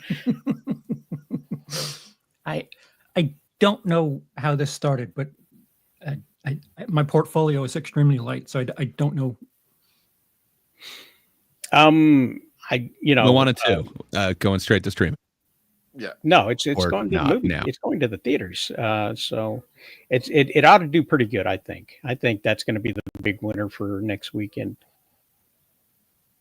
Oh yeah. Even though there's it's no like your question that, yeah. cold check movie, you still think Yes. it's going to do big? Yes, you know big why? cold check Because dollar? everybody going to see it has never heard of cold check and don't know what a TV show turned to movies would be like. So we're going to have a strong opening weekend with a quick drop. Also, family movie. That too. A quick drop. I don't think it's gonna be a quick drop at all. It's definitely gonna hold on through the holidays, right? Like as Yeah. kids get out of school and stuff like that. It's just another opportunity for me to be wrong. Yeah, Inside Out 2, like every family film has done strong this year. Yeah. Very strong. Despicable Me 4. None like, of those were supposed to be a streaming series, so I don't know. Rosales does have a point. I don't know if that's. I have heard no buzz about Moana 2 at all. Have you guys any like pre noise about it at all? I mean, to be fair, I hadn't heard that much positive buzz about Wicked before Wicked came out, and that just made 115 million opening weekend. Well, Wicked had over 1,000 positive reviews before the movie even came out. So Critics see movies first. no, it was not critics. These were audience reviews. 1,000 audience reviews before Thursday that came out on Rotten Tomatoes. We don't cover this junk. 99. We don't cover this junk, Rosales. Not here. Is But I even definitely when been it's hearing the buzz. That, I'm talking positive Wicked is going to be about a amazing. movie that has nothing to do with WB. And Actually, I'd also Disney heard that movie. there's nomination talks for Wicked. So I don't know. I have not heard anything like that for Moana 2. So I don't know. The buzz doesn't seem to be there. At least my pre-buzz that I usually hear. We'll see. It's going to be an interesting December. Like, is Red One going to like actually be able to pull anything, or is it just done? Is it just dead now, or is it going to like get any kind of Christmas bump? The part of The me that movie. wants to see The Rock kind of come back down to earth as far as his asking price is concerned wants to see Moana 2 fail. But that's like the only reason, because him making 50 million per film is just, that's insane people talk. Other than that, I don't know. I tried watching Moana again recently. It's very hard when you don't have children around. You're just watching a random cartoon and just just no. Well, but if a Moana failure does that for The Rock, that would also bring the stock price under $100, which I would enjoy. I do think on the flip side, if it does well, which it probably will, there's something to be said for The Rock doing all right in films where he is not on screen. Is He'll be he a in good next voice Moana, yeah. actor? I thought he was okay in the He was first in- Moana. Yeah. No, Has he done anything he is a good else? voice actor. He's a good voice actor. The songs are catchy. Oh no, I mean, has he been a voice actor in anything else other than Moana? I Yes, can't think yes, of, he's done several animated films. There was one where he was a spaceman who invaded Tim a Allen. planet of aliens. No, a planet of aliens, and he was actually the alien, and they were the natives. And It was a Twilight Zone ripoff. Yeah, I was about to say that sounds like an inverse of the lady with the thing in the attic. Lady with the Thing in the Attic. Oh, you don't remember that Twilight Zone? She's getting terrorized by these little things the entire episode, and then she goes up into her attic with an axe, and there's like a flying saucer, and she smashes the thing with the axe, but then the camera like spins around, and we see the backside of the flying saucer, and it's got an American flag on it because we were the aliens on her planet. Bum bum bum. Wow, that does sound like it. The writers probably did that. I'm a Twilight How Zone do you know fan. Kolchak and not Twilight Zone? Come on, Rosales. I didn't do CBS. Also, Did you not don't- have stock in that? No, the channel just wouldn't come in with rabbit ears. Oh, I miss rabbit ears. I mean, not really, but kind of. Like, I went one night with rabbit ears just for nostalgia, and then never again. No, No, No. not even the one night. Like, not even not for even shits and for giggles. a show. The aluminum foil that you had to like mold to the thing, not a good time. I love it. Charles has zero respect for me now What? because I have a own little stock in respect. something. No, Yeah, but now no. it's gone. Now it's gone. No, it's don't cloud the issue with facts, sir. You leave your facts in the closet. We do emotion here. We're speculators and not financially motivated. Actually, let me stop talking. News. News. Yeah. News. You got some news? Love the segue. Some news for use? Is there a screen to show the segue between? There one segment is and another? not. I don't have that one just yet. So there's a couple of things. The big one that I was hearing, again, this is part of the bubble that horror community is there is a trailer Mhm. for a film titled Popeye the Slayer Man, Doot, doot. which I gotta be honest. I don't heard you- the name and I was like, "This is stupid," but I'm on board, man. The trailer won me over. It goes into the public domain on January 1st. is they shot the sure? thing anticipating the fact that so they shot it without technically having rights to it yet. Oh, Yes. 100%, yeah. Yeah, Yeah, they did that it's for just a for Mousetrap. technicality. Yeah, Yeah, they shouldn't be Well- advertising it. They shouldn't be. I agree. They shouldn't even have announced it. Everything else should have been. They shouldn't have. They should have waited like they did with the Mickey Mouse or the Steamboat Willie. It's called My the question is Mousetrap. is this going to actually feel like it has something to do with Popeye, or is this just It going to be looks another so example? much more like it. Yeah. Okay, so I'm not crazy. It did have that vibe because, like, after Mousetrap and 2 Winnie the Poohs, I'm like, I don't know about these, but so Dude, okay. It's got the bloated spinach. arms. It's got spinach. Spinach. It's a spinach factory. It's he is the sailor man. He's got the bloated forearms and the squinky eye and the white sailor suit because he is a sailor. They keep calling him a pirate and then being corrected because he is the sailor man. Yeah, don't they call him like the boat guy or something like that? And then someone's like, Yeah. "No, he's a sailor man." Like that. I am That's the one that what I got me when I am. first watched it. Oh yeah, that's good too. I'm just saying, compared to all of the other ones, this does look like it could be a tier above all of these, whatever you want to call it, cash grab franchise becoming public domain movies. Like, what would you Yeah. call this genre? Junk. Cash Lazy grab. Fair enough. This shit. looks like slightly shinier junk than the previous junk. Yes, and I'll probably have a animated short by January 1st myself.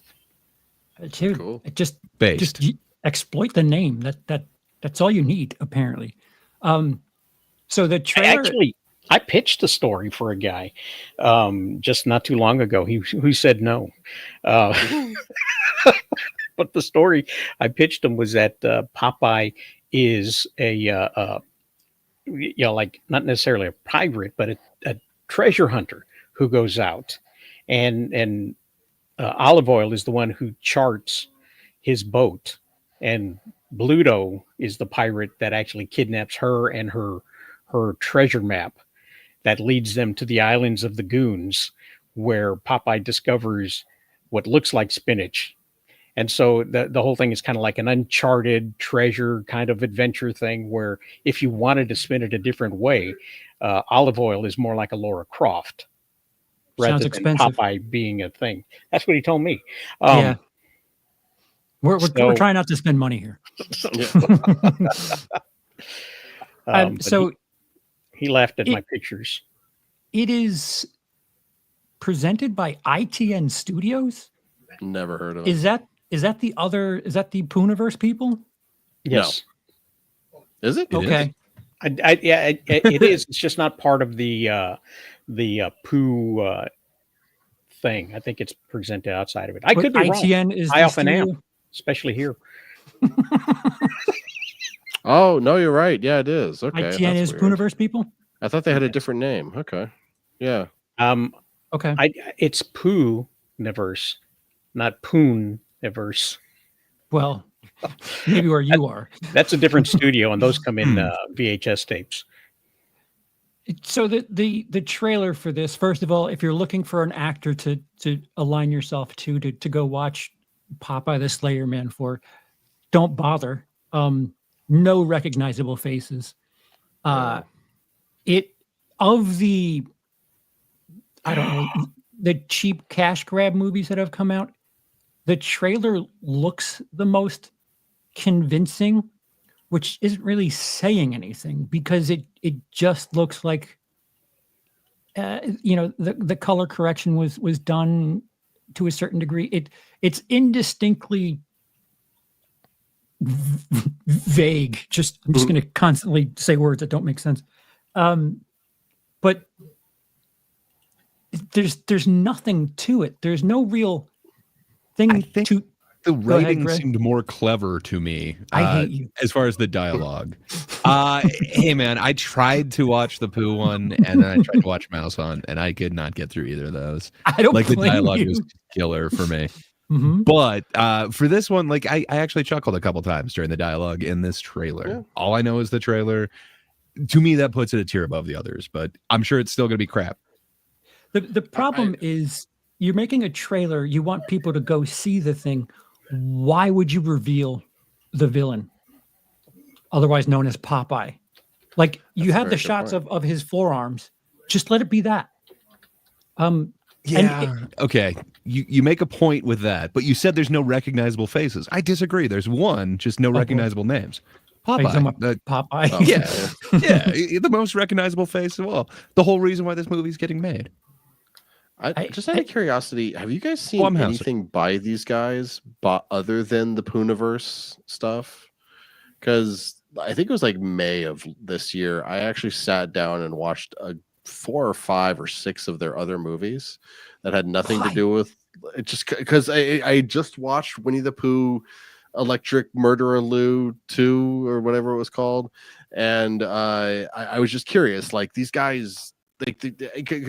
I know I'm in the minority when I say that the Winnie the Pooh 2 is worse than the first one, but we don't need to get into that. So, but I maybe really wanted to like understand more about these guys, and so that's why I sat down and started watching a lot of their movies, and including ones that came out last year. So like not that long ago at all. Like the same week that Friday, the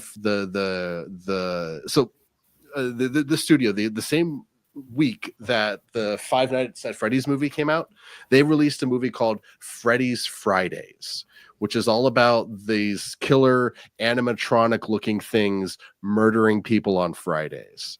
So I knowing that it's those guys and how desperate and how cloying and just how technically unsavvy they are, that's actually depriving me of hope for Sailor Man. Now, I'm willing to be surprised by it, but things that I've seen in these guys' movies are constant, disgustingly rampant misogyny. Like I know it's bad in both the Winnie the Pooh movies, but in Freddy's Fridays, there's this scene where this guy just keeps screaming, "Shut the fuck whore," over and over and over and over and over again for no reason. Like these guys, They needed to fill time. Well, I'm sure the Sailor Man's gonna talk more, nicer than that. You got to surely they'll admit go their a different direction with consistency, this. though, and really they found their niche, and there's no need for them to show any kind of improvement because they have an audience that will almost guaranteed to make their goal, whatever that goal may be, however small that goal may be, as long as they're they're writing the film, using AI to write the script, and then they're using all the other things, other cheap tricks that they can use to get into production mode, and then spend 2 weekends making these films. Then they can, as long as they got somebody who's willing to say, we'll distribute it if you make it by a certain amount of time under a certain budget, we will release this film for you and get it out into theaters, and then put it into our aggregator so that it gets out into every other streaming service, including Tubi. From a creative standpoint, I just don't have respect for their process. I could get behind, I could understand something like if you wanted to do these shortcuts, these cash grabs, to then make the thing that you really want to make that you don't have money for, but you keep making these things that, you make for $50, but you make 1,000 on it. Just, put that in a kitty and then really do something with it. Like a dollar store Bloomhouse is what it is. And but do you know they're not just doubling down each time? Maybe that good one is going to be the next one. But they're not doing the Bloomhouse thing. They're not buying the rights to Halloween. They're not going after the classic Universal monsters. They're just all right. No, what I mean by the Bloomhouse thing is that they've got the formula to make a film. If it fits within A, B, and C and D, then they'll make money doing it. So they won't do a film if it goes outside of that. Like, say, my version of Popeye would be turned down by these guys because, like you said, it sounds too expensive, looks too expensive, it's too ambitious, and it's good. There's not enough TNA action if you're only going after the one olive oil. But part of the problem, sure, you're not paying anything on licensing for these characters, but the issue with doing public domain in horror is the property's at least 75 years old. So what 17 to 24-year-old is like, you know what I need to see? Popeye, that show that my great-grandfather loved. That's a really good point, actually, too. Like, the whole reason they're doing this is to get that desperate, well, not desperate, but like, they're trying to cash in on the name. But like, what cash does the names have a cachet to actually do that? I don't think so. It works. It works as like a meme for Mickey Mouse and Winnie the Pooh, things that have life still. But who the fuck is talking about Popeye lately? I hear what you're saying, but besides me and my other just saying, like Wednesday Addams, though, like who the hell was talking about the Addams Family? Like they had kind of a '90s comeback or whatever, but that's an inverse. It though. hit. Jenna Ortega. You're right. It's not the same, deal. And they actually have names in there, and it's becoming something where that's not what these guys are doing. It feels to me like they're kind of trying to be like a slightly or higher class Trauma, if you will. Like they're just barely trying to make a film here. But no, these guys are sub Trauma. Trauma I'm sorry. Stuff with their I mean, Trauma has a value to me, but fair enough. Well, there's a TNA factor that is always figured into the Trauma visuals. They follow the old DVD straight to DVD process, whereas every 2 minutes you got to have sex or you got to have violence. One of the two. If you go 2 minutes without it, then you're making the movie wrong. This is what they want because they have it down to a science now. Yeah. I mean, you can't argue with the science. Well, there's no way for these guys to actually get there, because if you actually look at like their IMDb pages and track like how many movies they're making over multiple names, because they use different names in order to try and hide the fact that all these movies are connected. These guys, and I think about 5 to 7 years, I don't remember the exact time frame because it's been a few months, but somewhere in that time frame, they've made hundreds, I'm not exaggerating this, hundreds of movies. Alexa, go and look at their pages. The guy who directed Winnie the Pooh, Blood and Honey, his IMDb page is as long as Kathleen Kennedy's. A 40-year-long career. He's prolific.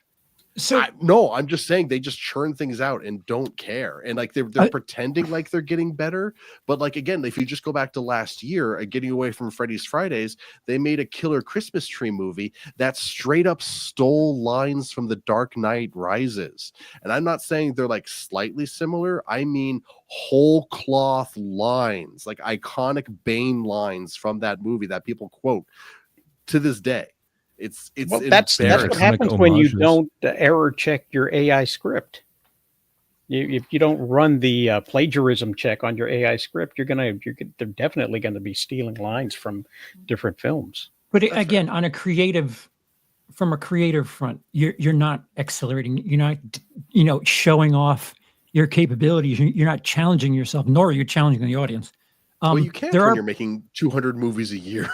but there are There's no plenty of. time.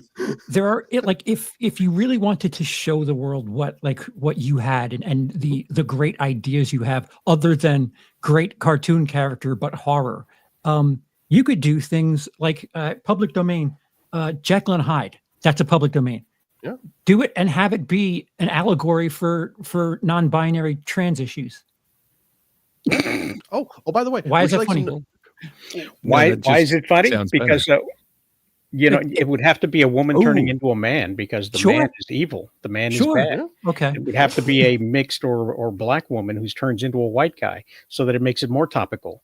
White I said man bad. allegory. You're getting a little heavy with the handing. I said allegory. I paint with broad brush, and I don't mean broad. Would you like to know the name of some of their other movies, by the way? No. Yes, of please. curiosity? Yes, please. Well, the first one I watched was Snake Hotel, which stole lines from Snakes on a Plane. And then the second movie I watched was Snake You mean paid Hotel 2, homage to. which Mm. stole the same lines from Snakes on a Plane. And then the third movie I watched was Dinosaur Hotel, which is the exact same concept of Snake Hotel. Survive all night in this hotel with the horrible monster and you win lots of money. And then I watched Dinosaur Hotel 4 because I didn't think I would need to watch Dinosaur Hotel 2 or 3. And guess what? I was right. So these Are guys, you sure like, though? I mean, who knows? I might have missed some important lore Perhaps for Dinosaur Hotel. There's some character growth. You didn't quite go on the journey with them, but that's okay. And also, if you look at the dates of these movies and you look at the special effects involved in them, they're again from like 2020, 21, 22, the last couple of years, and they're still sub YouTube, sub trauma, So just they're- horse shit. Go ahead. What they're doing is they're doing the Blumhouse like on meth. They're just looking for they're playing roulette with these movies. I don't think it's so much, let's get our voice out there as it is one of these is going to hit. And it's what's that one that I can't stand that Well, Emily and I got in definitely got trouble that with? meth head drive. I mean, a meth head isn't Yeah. going to go a day without getting his shot. So, kudos to them for getting it done every single time.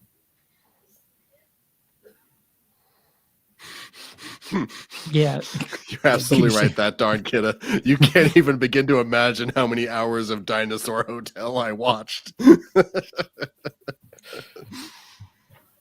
I just feel like when it becomes a meme, when it becomes something popular, because like a lot of people were talking about Winnie the Pooh, and did that film deserve the discussion? No. It's the same thing like Morbius, where like, oh, it's meme. The internet has turned art and turned it into this thing where it's fun to shit on things. We don't bully each other anymore, even though we do. But now we bully artistic properties. And like, that's the new fun thing. And do people like talking about movies because they're good anymore? Or are we just going to talk about, look at how silly this is. It's that thing from my childhood or my grandfather's childhood, but horror. Haha. I mean, I'm down to keep talking about Wicked. Like, I got a lot of stuff I can still say about Wicked. We hadn't even I haven't even mentioned Jeff Goldblum yet. Is that a spoiler? No, well, he's in the trailer, but He's in the trailer, yeah. So it depends on what you classify as a spoiler. Also, I didn't even mention Michelle Yeoh, one of my favorite actors of all time. Anything you she's did. I in just is- interrupted you the second you said yeah. I did it again. It's just I'm trained for this. The moment I say Michelle, you're like, oh, gotta cut Lindsay off. He's gonna... No, I don't know, man. It's a sad time because the content is the name of the game now, not quality, not art. Just churn it out and just let the masses do whatever they're gonna do with it. And So again, back to the Yeah. Popeye the Slayer Man trailer. You going to show it? dude. I can't. God forbid I get sued for copyright by the people who don't have the rights to the damn thing yet. Oh, that'd be incredible. It'll be Popeye. It'll be the people that currently own it. Gray, you enjoyed it. What of that? All right, you didn't enjoy it. You said there were whatever. 2 lines that I thought were kind of clever. They both made me chuckle in this short trailer. That's all I know about this. It seemed like a step up from Blood and Honey and the Mousetrap. I can't remember what the other one is called. Both of those, I literally had to turn them off. They did not feel like real quality films of any kind. This, I got to be honest, I would have watched a half hour of this. I'd have given it an episode, but I don't know if I'll be rushing out to the theater to see this one. But hey, should it appear on the internet, I might peruse. So based on the It's trailer, cute. You think it's getting a theatrical release? Oh, it is, isn't it? If it does, it'll be going to, limited, man. It'll be limited. How else would it? Definitely. It needs to at least, at one point be in the theater to get a nomination. So come on. Of course. The Pooniverse had their limited 2-week run on both of them, and you have to pay extra for those tickets. Yeah, you have those to are pay Fathom $20. Yeah. You can't How use the about that for a AMC kicker? A-list for those either. Is that like a Fathom release or something like that? Yep. Yeah, exactly. Yeah. Wow. Those are fun. Are you intrigued to see it, Gray? Did the trailer make you? I mean, I'm not going to rush out to see it, but I will see it should I come across it one day. I don't anticipate it being like my top of the year or anything like that, but it kind of made me chuckle way more than the other 2 ripoff ones that I'm aware of. Ironically so, or this might be interesting. If I happen to see it while sailing the 7 seas, I may come across it in my adventures. So we don't have the trailer here. Apparently, we might actually be copyright struck or whatever from these people that don't have the copyright to the thing, which is hilarious. But I think it's the overall tone of it. They know what they're talking about. They know what they're actually doing. And to me, I guess the tongue-in-cheek nature of it kind of made the line land with me. But one of them is they're at the old spinach factory and there's been a contamination. I don't know. It's just, it's stupid. And they seem to know it the way they keep playing that off. And I think the other thing was the whole Sailor Man thing, how they kind of keep calling back to that. They know the tongue-in-cheek nature of just how stupid this premise is. I guess that's what kind of got me on this, like, okay, so like this is going to be a comedy horror. I'm down with that. I'm interested. My problem I will say is, the I am what I am line. I think there might be something there. Because like it almost sounds like he's like trying to justify his own existence. Like, hey, you guys can't think badly of me. I is what I is. You're all scared of me. So there might be like a little bit of an interesting character thing there. I'm not like holding my breath. No, because clearly they can't accept him for what he is. That's the kernel of hope that gives me hope in the trailer. The I am what I am line. Go ahead. My Charles. problem is I watched it and felt like, all right, it doesn't have that uncanny valley thing, so it's not AI. After I was done, I was like, okay, which Onion-like website released this as like a gag? And it's not that. It's a real thing. Nothing about it feels like, hey, we're fucking serious about this. It's just, can we get away with this? And as of right now, we can't. But January 1st, we can. And the fact that all of the things that I've seen in a positive light is, oh, this is going to be so terrible. I can't wait to see it. Like, what? You're giving them money for, like trolling an audience. Yeah. Essentially. I mean, that's what entertainment is right now. Like, how much of Mr. Beast content is him basically trolling his audience? Like, I've more ways than one. Yeah. And to add on to that, like, what have we talked about? Every movie that's kind of made money this year, it's a sequel, it's a reboot, it's a franchise. These are all familiar IP. It's another way of doing that same thing. This thing, but shoved into this cookie cutter mold of whatever you want to call these. I guess they're all slashers now. But, like, as a Friday the 13th guy, I recognize that head squish kill. It's like, oh yeah, I've seen that with my guy before doing it. Yeah, but with forearms this time. Yeah, I didn't see that. So take my $25, please. Just out of curiosity, I know we've talked about this before, but do we classify the new Planet of the Apes movie that came out this year as its own thing because it's so different than the rest of it, or is it just a continuation? I think you've made the argument for it like 5 times now, but I don't know if the group I'll fell stop down after on it. this. But I think we're saying that it's the continuation of a franchise, okay. But I understand it's the beginning of a new franchise. I was just curious because I'm looking at the top 10 for the year right now, and that's the only thing in the top 10 that you might almost be able to make an argument for being original. I won't. Well, that's fair. That's why I'm saying almost. But then what's funny is with number 11, you have It Ends With Us, which I think is original. So the top 10, no, but number 11, we got one. Yeah. It's another way of kind of doing familiar IP in this way. I get what they're going for. I don't know. I don't hate the player. I kind of hate the game. Yeah, I hate this whole that in 2026 it has to be familiar. You're going to get Betty Boop, and you're also going to get Disney's Pluto going into public domain. So expect a rabid dog Pluto movie to be coming out. Oh, and Pluto Cujo. Yeah. You just gave them the name. You just gave them the name and the plot and the financing. Congratulations, Pluto Cujo. So, I mean, there's a lot of stuff to come forward, and then in 2028, Goofy's going to be in the public domain. In 2029, King Kong and Donald Duck. So Donald Duck versus Popeye is probably going to come out. And then Snow White in 2032. At least Disney's version of Snow White. So. From a creator standpoint, how do you what kind of steps can you go into to extend your copyright? Is there a way? Yes, you've got to bribe politicians.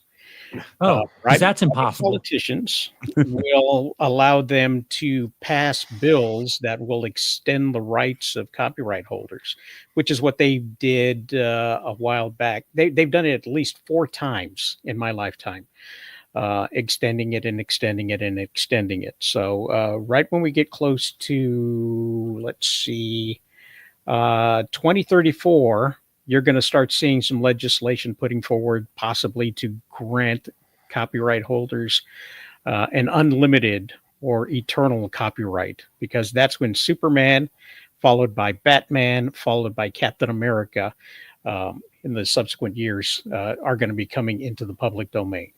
These characters that are basically evergreen and don't have the same problems as, say, a Popeye does in Charles's eyes.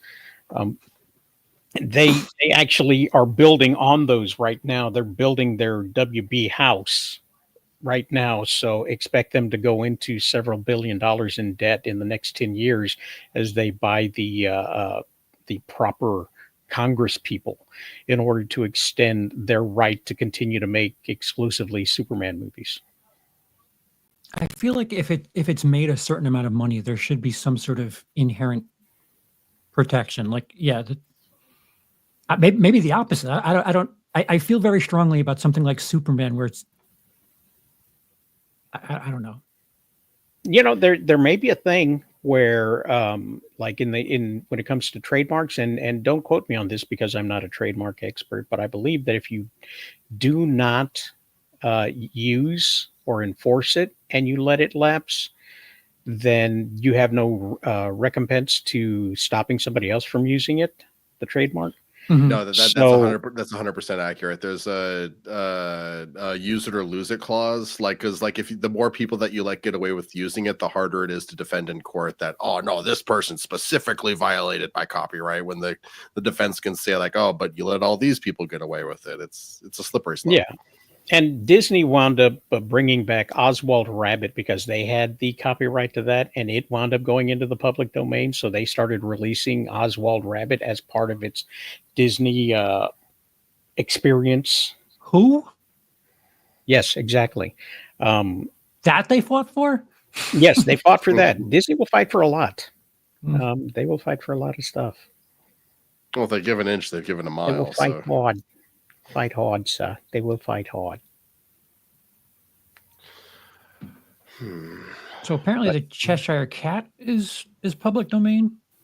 Oh yeah, no, isn't most of Alice in Wonderland? Isn't that Yeah. why there's so many like weird like Alice in Wonderland books and spin-offs and stuff like that? And there's like multiple Dick. Alice in Wonderland video games. Victor Frankenstein, Dracula, the Headless Horseman, Red One, shout out. Red One's actually in the public domain already because they don't want to hold on to the copyright for it. Barbarella. Really? What? Barbarella's in the public domain? Barbarella's in production with Sydney Sweeney. That's 2 points of good news. That's smart. That's smart. Like if at least you're doing some sort of effort. Like here's someone that will draw attention. It's kind of like what I said about Jenna Ortega with Wednesday. That's someone who has an audience already. Right. You're saying that Mike Tyson should have played Popeye, and then it would have been worth your $1. Wait, but is Mike Barbarella's in the public domain, or what's the story there? Are we just getting a movie about it? Or how do we get on Barbarella? These are just characters that are in public domain. Ebenezer Scrooge, Gulliver. Huh. From Gulliver's Travels, yeah, that makes sense. Huckleberry Finn. Yeah, definitely. Yeah. Sherlock Can't wait Holmes, for Huckleberry. James Moriarty, the Loch Ness Monster. What's interesting is that the first book that featured Buck Rogers is in the public domain. However, it did not use the name Buck Rogers until a subsequent novel. So that novel in itself is not in the public domain. So you could make that first movie, but you couldn't use the name Buck Rogers in it. And you couldn't call it Buck Rogers. And there was a guy who actually tried to make the film and was being leaned on by the estate. So he wound up going to a judge and saying, hey, you need to declare this in the public domain because it's clearly in the public domain. It's well over 100 years, and we need to be able to make our film. And I think it was the judge said, no, I'm not going to make that declaration because nobody's contesting it. What you need to do is you need to make your film. And if somebody contests it, then I can make a ruling on it. And so he threw that out and his investors backed out. And now, what is his name? He loves to travel to Italy. He was one of the Batman. He was in Ocean's 11. What's the guy's name? Ocean's 12, Ocean's 11. What's his name? What'd you say? Val Kilmer? Clooney, George Clooney. That's right. George Clooney is executive producing a Buck Rogers film that he negotiated with the estate. So that is currently in development. So they're trying to beat the second book coming out, which will be in the public domain at some point in the next few years. And a big slew of Buck Rogers movies will be coming out as well. Wasn't that kind of like with the James Bond thing? Because there's that James Bond movie that's not a James Bond movie because it's based on a book, but they changed the name or something like that.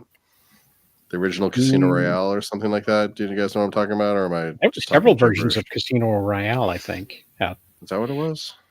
Yeah. And somebody, when the broccoli guy broke up with his partner, they both had the rights to make a specific film. And both of them made their films. And one of them was called Never Say Never Again, which was a James Bond film, but they couldn't use the words 007 or in the title James Bond. So they just hired, what's the guy's name again? I always draw blanks when I go through these. The original James Bond. Sean Connery? Yes, thank you very much, Gray. Sorry for leaving you in the lurch. No, it's okay. It's the old man James Bond movie, Never Say Never Again, which is not canon to the other James Bond movies, but is legally a James Bond movie. Gotcha. Okay. Cool.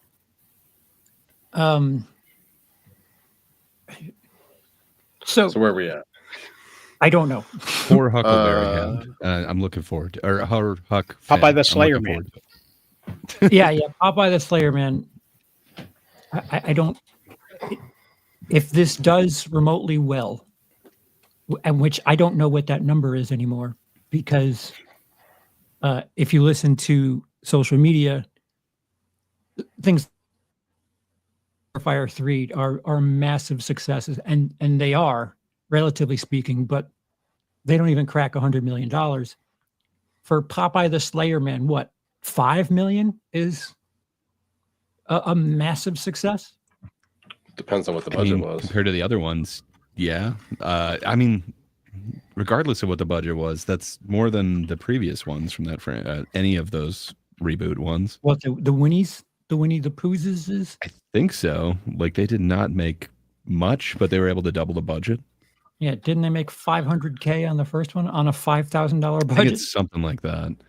Gross. So, I can't imagine this is making 5 million, but I got to be honest. Like, I have moderate interest in it. If I could watch it right now, I probably would, but I'm not going to go out and pay for it. So, so you wouldn't pay $20 for a Fathom event? I can't fathom paying that. No. Gray, do you have your reading voice ready? Sure. I've put an article in the private. Lindsay, are we able to get that on this? Would I have to? The link that I provided with the AMC thing. Yes. Are we able to share that? Let's see if I can do that. Present. Share screen. So yeah, let us know in the chat or down below how you feel about public domain characters and where you'd like to see them other than in the horror universes.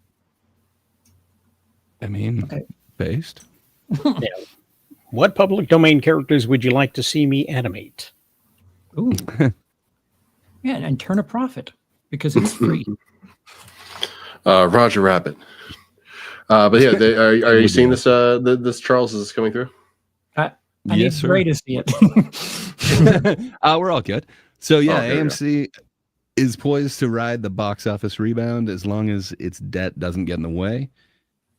So the domestic box office is on the rebound, having posted its highest third quarter ticket sales since the pandemic. The world's largest movie theater chain, however, isn't on such solid footing. AMC operates around 900 theaters and 10,000 screens globally, a larger footprint than its chief rival Cinemark and Regal. Yet it struggled with a hefty debt load even before the pandemic that may be preventing the company from fully capitalizing on the theater industry's revival. So CEO Adam Aron, just Aaron, not Aaron. Yeah, just Adam Aron. Who took the company's helm in 2015, spent much of his early days in the job acquiring other chains and outfitting existing theaters with luxury seating. I know that happened near me, so apparently I'm not alone with that. By the time COVID pandemic shuttered theaters and shut down Hollywood, AMC was already $5 billion in the red. Damn. I did not realize that they had acquired that much debt pre-pandemic, but wow. So 4 years later, the company still has more than $4 billion in long-term debt on the books. So that's good for them. They wiped off $1 billion. I definitely didn't do that since the pandemic. They have me beat. While it has managed to refinance and extend its maturities to 2029 and beyond, interest payments continue to weigh on its bottom line. They've taken moves to reduce their debt, but still have a lot of debt, and they're still paying pretty high interest rates on it, says Eric Wald, analyst at B. Riley. Always trust the B. Riley. So yeah, there's in the third quarter, AMC's revenue outpaced its spending by around $100 million in interest payments, and that pushed the company to a nearly $21 million loss for the period. Yeah, and I don't. Oh, sorry. Go right ahead. Yeah, just finished with that quote, and then we can take it from there. Okay. I don't think it'll be consistently profitable for a number of years, said Wold. Right. Thank you, Gray. Yeah. With that, a reminder of how the theater industry is doing. Spoiler, not well. Considering AMC is one of the bigger, they said second biggest operator in the country. if they're operating at a, I don't know, they're just paying their interest at this point, it seems. They need films to do well. And it answers something else about all these popcorn buckets and things. We joked about it, that they're trying to find other means of income, and things like vanity popcorn buckets are that. Are you comfortable? I wonder what, or if there's an available number for how much they've made off those popcorn buckets in the last like couple of years. Good luck. Like, there's no way they've released that, right? That's got to be a No. protected number, right? Yeah. Okay. So they have to pay some sort of licensing to use the damn thing, to get the thing from the movie on there. They're probably taking all the cost on making the damn thing. I mean, considering the quality of the plastic and stuff, maybe it costs $8 to make one of those things, and they're charging like 30, 40. The resale market is the problem. So Joe Schmo on eBay is doing far better from these things than AMC is. Wait, is there actually like significant markup, or like is it just like a little? Or definitely. like... No, there's definitely a markup in the resale of these items. There's no telling. I couldn't tell you if they're selling well, if there's a high turnover for them, but I can tell you that there is a significant markup on the popcorn buckets, given that they could start at roughly maybe $25 to $30 for the popcorn bucket initially. That's in the store. Lindsay just discovered eBay. Mm-hmm. Guess how much this is selling on eBay for right now? Are you going to be selling yours now? Do you feel bad that you rolled your dice now? Well, I'm seeing between $150 and $230. So that sounds about right. Based on how many times you've rolled it? Sell it and send my Popeye. Well, every time I roll it, I get a natural 20, so it actually increases the prices. Just saying. It's very nerdy. Nerd. Weighted dice. Those are illegal. Now I'm curious because I think I might still have an Endgame one in my garage. Like, I wonder what that one's worth. Yeah. So like I remember I was looking at the Ghostbusters ones. I was here, and I'm like, I can't even go to a theater to buy it, and they were like $80, and that was back whenever Frozen Empire came out. And there was a bunch of different ones. They had the Ghost Trap one. They had like Slimer, where you could reach into his mouth and you could see everything inside. It's neat. Cool. It's just no Dune bucket. I think that's the ultimate. And like Lindsay said earlier, the Alien Romulus head, like some of those Beetlejuice ones. I like the since I already have a Jason Voorhees tombstone, they have like the Beetlejuice tombstone with I forget, is it zombies on top of it? There's a Beetlejuice I think so. tombstone thing. It's got like the gargoyles and stuff. Yeah, gargoyles. It's probably that. Yeah, those are neat. But earlier this year, they were talking about putting arcades. They're making theaters, and if you pickleball. If you factor in that article, AMC needs to sell shit. They need you to be. It needs to be Dave and Buster's more than it needs to be a home box office or an outside box office. So, is anybody trying to make the film going experience better? I mean, I guess you could argue IMAX is, but aside from them, I don't know. It seems to be outside theater gimmicks. I think IMAX less. I mean, Coppola broke new grounds by having a movie that interacts with the audience. He broke something. He broke a couple of things. Wasn't that the Rocky Horror Picture Show? Exactly. So what ideas could they do? Like, pickleball is a stupid idea. Zipline, stupid idea. What about just doing a classic? Put arcades in movies. That sounds again. awesome. They do that. They already do that. Well, are they doing that again? Because like Yeah. there's no theaters nearby me here in Los Angeles that have an arcade right now. Yeah, but Well, you're I mean, in they movie might- land. Well, that's not true. I take it slightly back. There's one nearby me that has like claw machine arcade games, but that's it, just claw machines. Like when I was a kid, I used to go to Capcom versus Marvel before and after every movie I go and see. And like, there's no theaters like that around me anymore.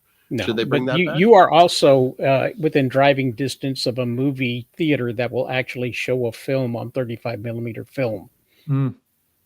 Yeah, but But- how much profit actually is there in that? Is the I'm problem. just saying I that's, agree. that's a I different think audience. that's amazing. That's a different audience than the rest of the country, is what I'm saying.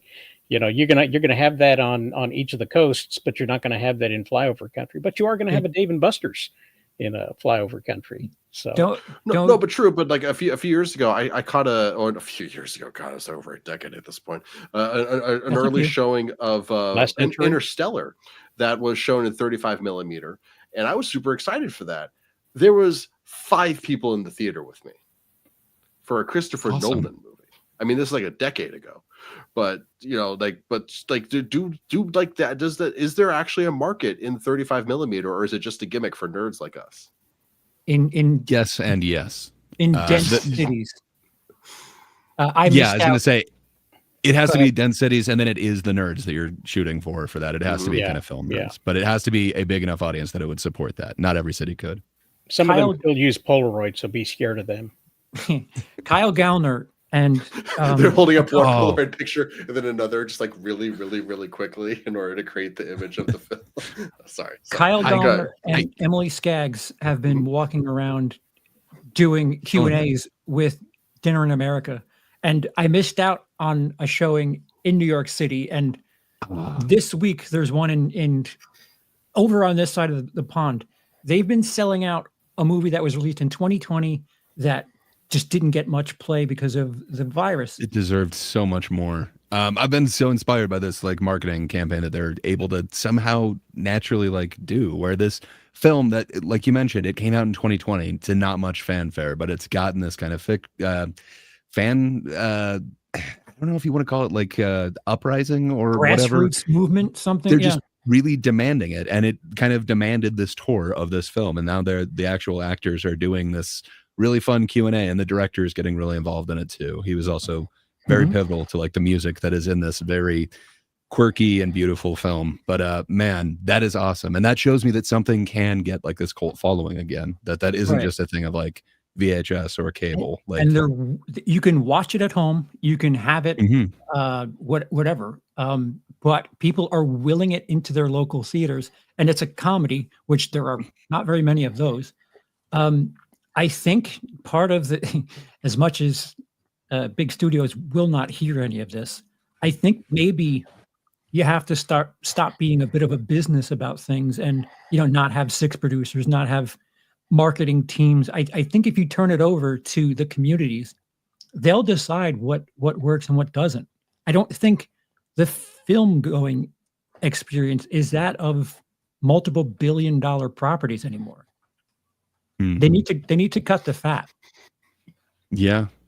This one definitely isn't a $250 million movie, but man, I'm glad that this one has a second life, as opposed to like, when Morbius kind of came back, it was fun. It was Morbin time for a minute, but there wasn't this actual group that was like pushing for this. This seems so natural, and man, it's this grassroots thing that it just really inspires me. Like I'm glad that this is coming back and that this particular movie is getting some sort of recognition. Right, exactly. And I think the fact that they're still, even after COVID, they're making movies for over $200 million. How stupid can you be? It goes back to what we were talking about with the horror movies.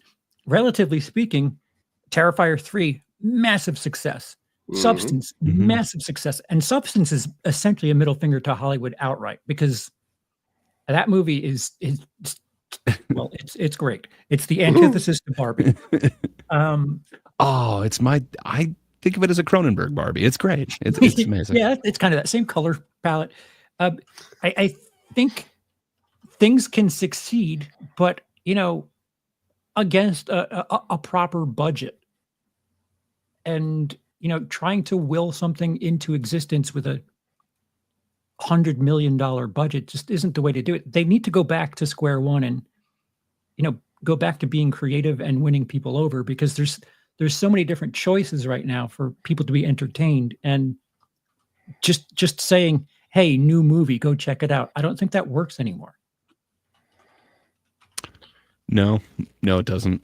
I mean, there's so many of them that have been like drop-offs and recognizable, IPs too. Like you look at Furiosa, all these other ones this year, The Fall Guy, like everything that's supposed to be this blockbuster that just kind of did no business. So I don't know. This seems like it's the opposite. Sorry, I spoke over your results. Could you say that one more time? I said Fall Guy had pacing issues. I disagree with that. I adored Fall Guy, and every second of it was the perfect movie. The only thing to keep it from me the best movie of the year so far is the Furiosa also came out, a movie that probably also definitely had pacing issues, but we don't need to get into that. Yeah, if your film isn't animated or for families, chances are you're having a bit of a difficult time this year. I mean, you say that, but the highest grossing movie of the year is an R-rated. Deadpool, shit. Right. Yeah. I'm just being a dick. I'm just being a dick. That's all. No, it's fair. It's correct. It's your dick is correct. Ooh, my dick's correct. You got the right dick. Yes. What else also catered to the audience, though. I mean, that's the one thing that the family films will do, is that they cater to the audience. They give them what they're expecting. They're not undermining what they were doing, and they're not trying to reinvent what it is to be a family film. Deadpool didn't reinvent what it was. Deadpool gave you exactly what you expected. You knew what you wanted out of Deadpool. You got what you wanted out of Deadpool. A lot of people said, "Hey, pandering, blah blah blah blah." You need to. You need to subvert the audience's expectations and all this other kind of stuff. That's how you lose money in Hollywood. I think part of it is, like, if you go into Deadpool blind, the absolute meta nature of it, like this certain scene of a different Wolverine, if you like don't know the inside baseball shit, it's just like, why is this entertaining or funny? What's the big deal? Well, if you know absolutely nothing about Wolverine, and the only thing you know about Wolverine is what you've seen of Wolverine in that movie up until that point in time, he is the spoiler alert, one short Wolverine in the entire film. So, yes, that is a gimme to the inside baseball freaks. I wasn't talking about that one. I was talking about a particular actor. Yeah, well, that just looks like a cool Wolverine, and you wonder why people cheer. I was, if everybody laughed at the short Wolverine because he was short, or because he was comic accurate, because he called him comic accurate Wolverine. There's a bunch of, like, I recognize a lot of the covers, like him being crucified or whatever from the Weapon X. Didn't he also call him Cavalrine? Yeah, so he called him by name, so that's also a reason for it to be funny on its own. So there's plenty there for the uninitiated to wet their palate with.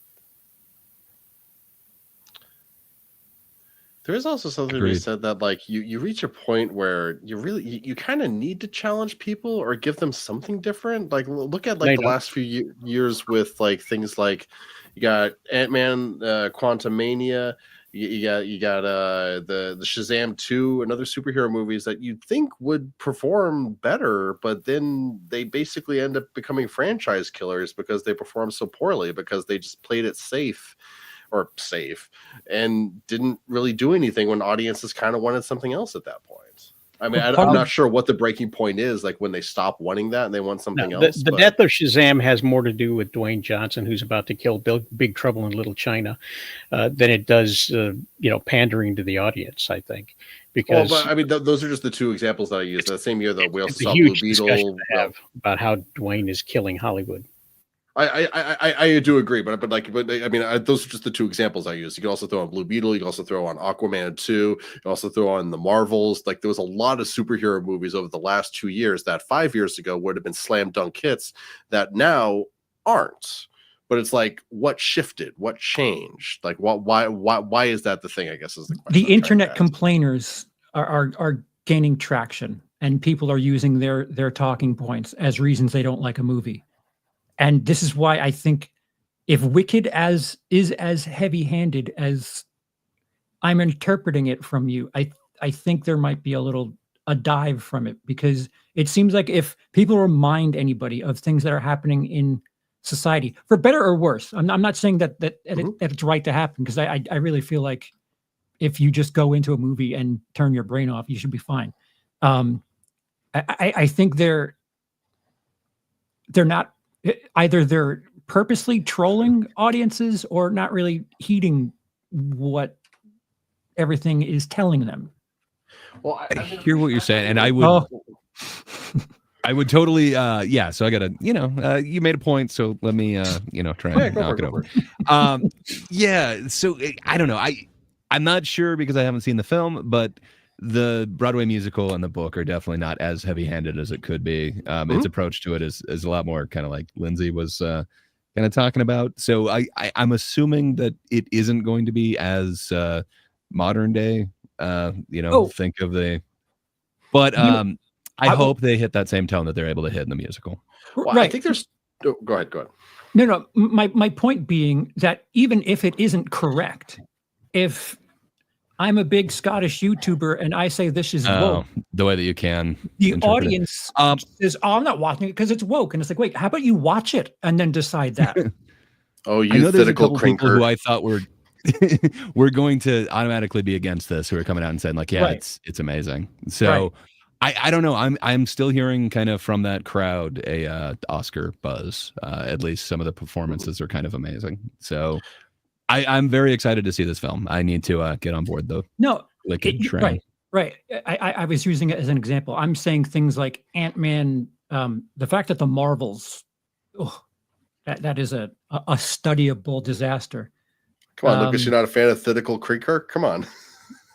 I just feel like for as much as they need those things to succeed, they don't really get the temperature of the room very much. Where, saying, "Oh, you're just a troll," it's like, yeah, but they're not paying for your shit, and the word is spreading pretty quickly.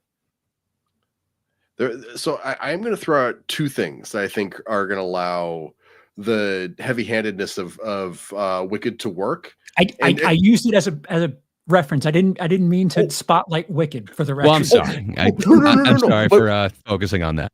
But I think it handles it in an interesting way, and so I actually do kind of want to get your guys' input on it.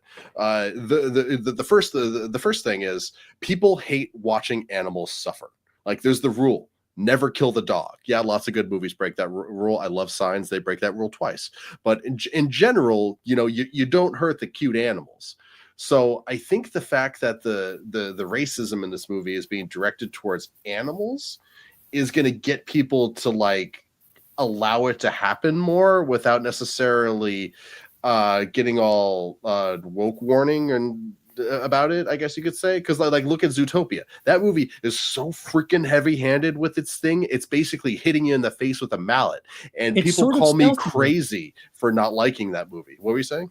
It's sort of stealthy about it, though. It's not. I think Elemental is worse than Zootopia is, as far as interesting. Okay. As far as heavy-handedness is concerned. Okay. I like the original Elemental. Go ahead. What was that? I like the original Planet of the Apes movies. They're very heavy-handed. Oh, those movies are great. Yeah.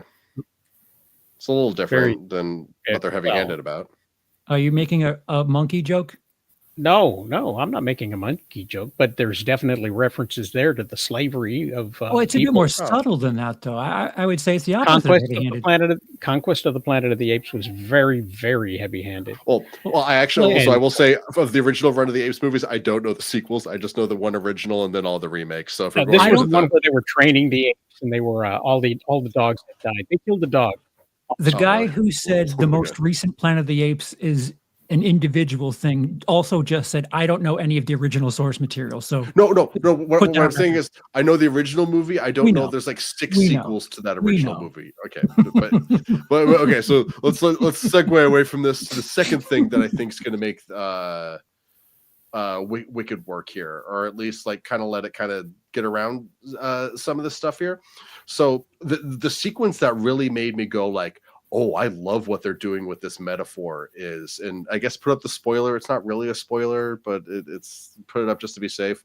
It's a dance sequence, and it's a dance sequence that definitely takes from Wednesday Addams, because Elphaba has a little dance thing that's definitely a little Wednesday.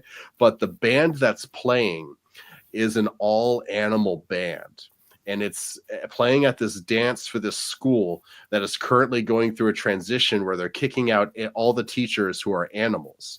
And so what they're doing there is that they're doing the same thing that they did in Who Framed Roger Rabbit, where there's a nightclub that humans go to enjoy tunes, playing music and putting on sketches, but the tunes are only allowed to be the acts at that club. They're not allowed to be patrons at the club, which is like explicitly unexplicit within the movie of Roger Rabbit. And it's the same thing here. Oh, you can amuse us. You can put on the show for us, but you can't teach at our school. You can't, and you can't talk to our kids. You can't have anything of position of power or anything, but you can entertain us. You can get rid of the spoiler thing now, I think.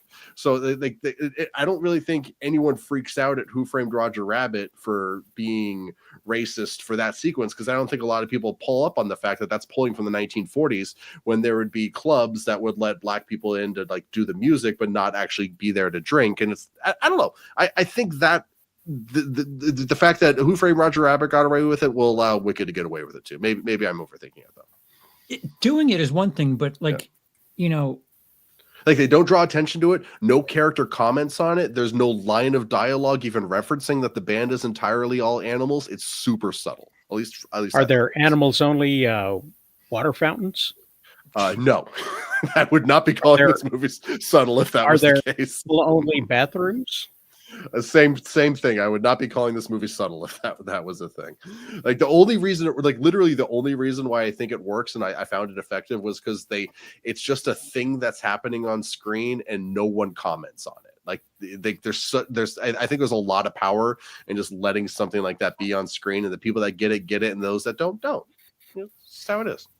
There was a push for a long time that if you were creating something like a film or a book or a story or something, there had to be a message in it, because if there wasn't a message, then there's no point of the art other than to just entertain, which is something a lot of people were trying to get away from.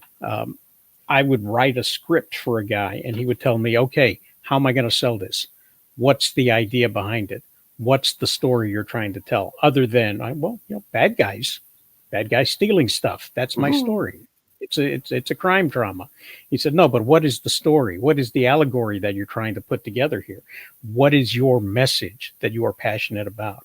Because we won't be able to get the money unless you are passionate about something. And then we went on to write a story about that was anti-fracking. And the story has shit all to do about fracking, but it's kind of there, but it's in the background. But that's the thing that he was going to emotionally hook people behind when investing in the film, was the anti-fracking sentiment. Now, in this case, nowadays, there's an anti-racist sentiment that people are trying to learn, because not getting into the politics of whether or not racism is involved in our daily lives, or whether it's prevalent, or, all that other kind of stuff. But for a long time, there's been a push to put that in there in one form or another, that either there is no color, everybody's related, and there's all kinds of mixed children. Like in my house, I have mixed children. So I can talk like this. Every family is blended, to the point where it almost seems like you're undoing some fans' canon because you're making things so blended. So if this wasn't plays, then they've added something to it to draw attention to something other than a whimsical musical about how Elphaba became the Bad Witch. Well, I think the story is kind of always supposed to have been about this, right? I'm assuming the original play and in the book, these things were also there too. Does someone who hasn't read them? Yeah. Oh, they were? Okay. What was on our news docket other than AMC and I mean, we could talk about the live action Moana. Have you guys seen those set pictures where the rock's face looks like it's AI generated and it's kind of nightmare fuel? I shared one because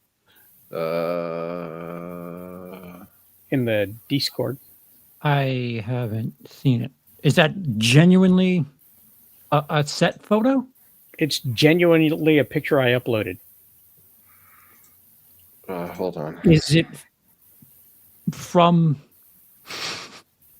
Is it actually Dwayne Johnson on a film set? I'm going to say no, because on the film set, he's got these wristbands that are covering up the rubber suit that he's wearing.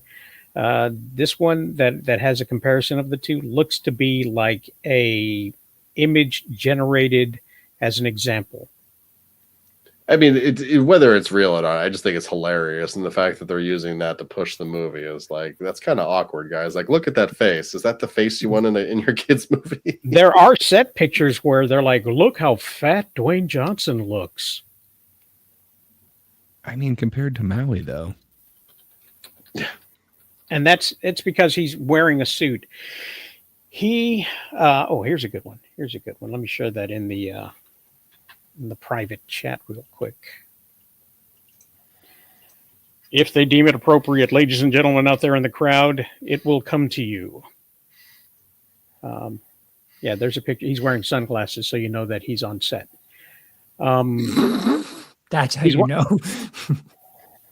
He's basically in a rubber suit. Now, according to people who talked about a bunch of stuff, nobody in particular, Dwayne has a problem of fluctuating his weight.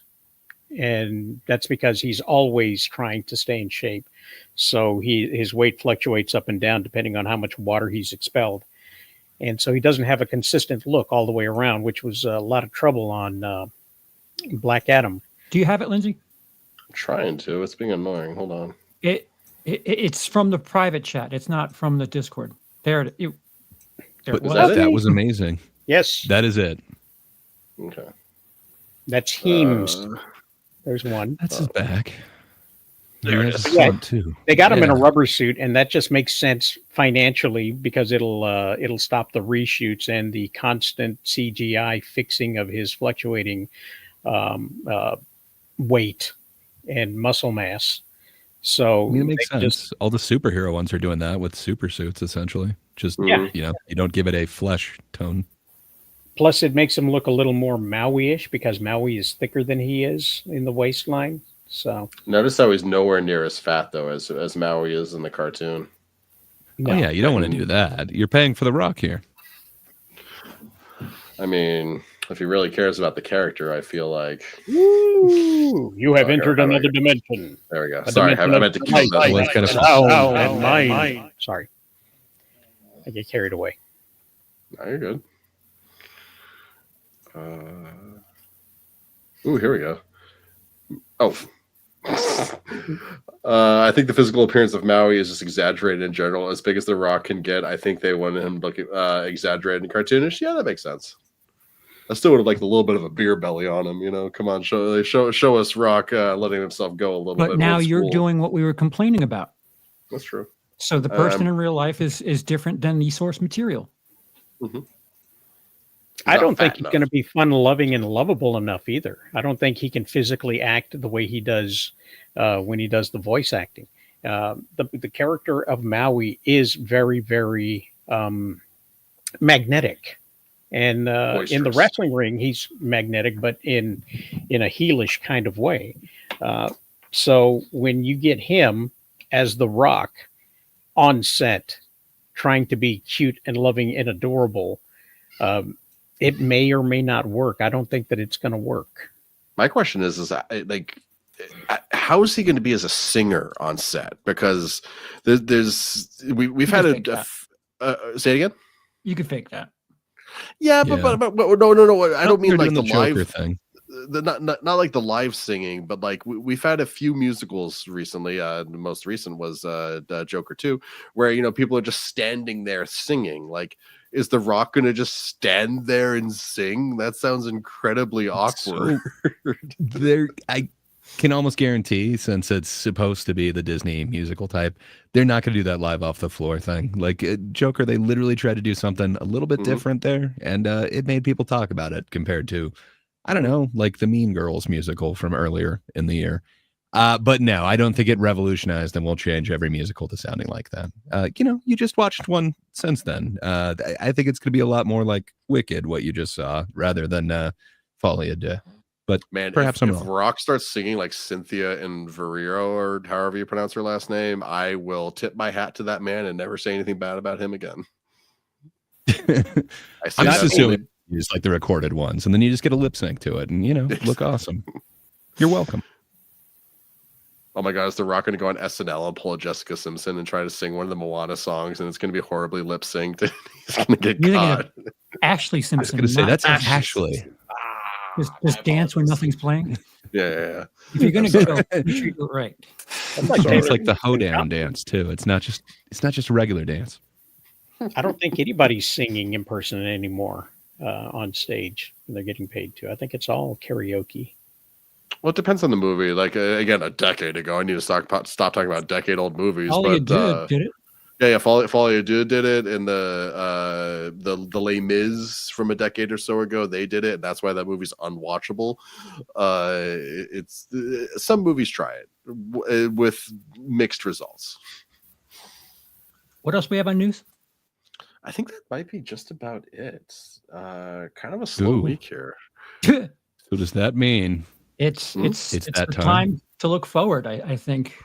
Oh, you guys ready to look forward? Guys, CP has a surprise for all of us. Look at that. Wait, that didn't work. What the?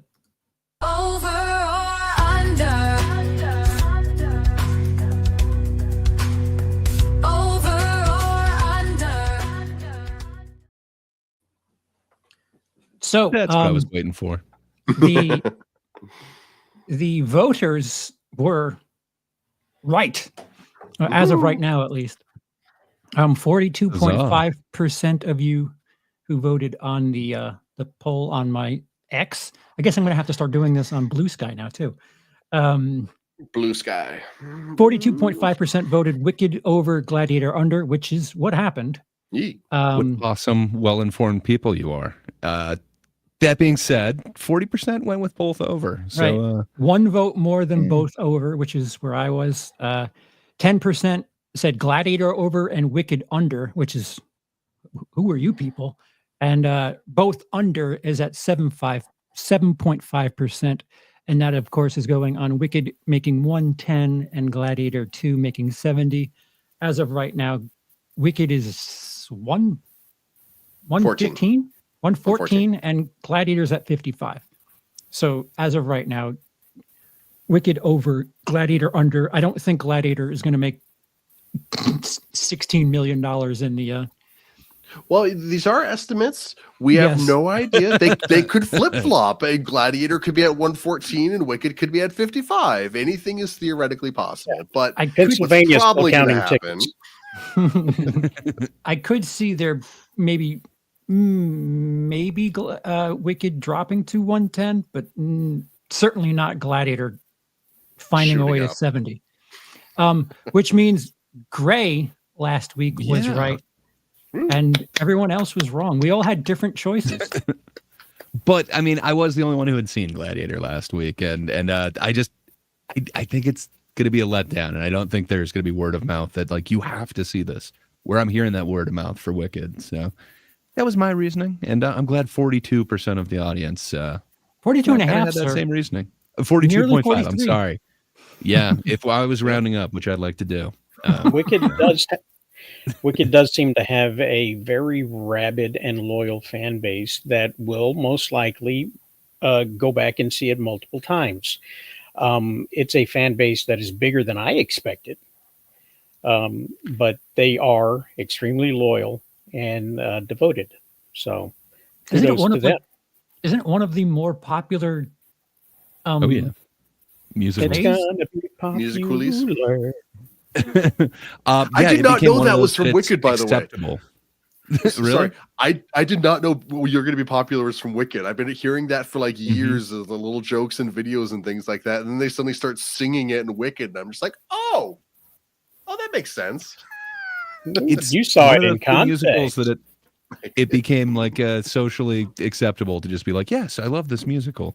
It was one of those early 2000 ones that really kind of took off. So hell yeah. I think this one's a lot of people's favorites, and I'm hearing maybe some of the numbers don't quite live up to the Broadway version, but man, I have heard nothing but praise for this thing. So I gotta give it my money next weekend. But I don't see the love train stopping for this thing. Where I don't know how much legs Gladiator has, to be honest.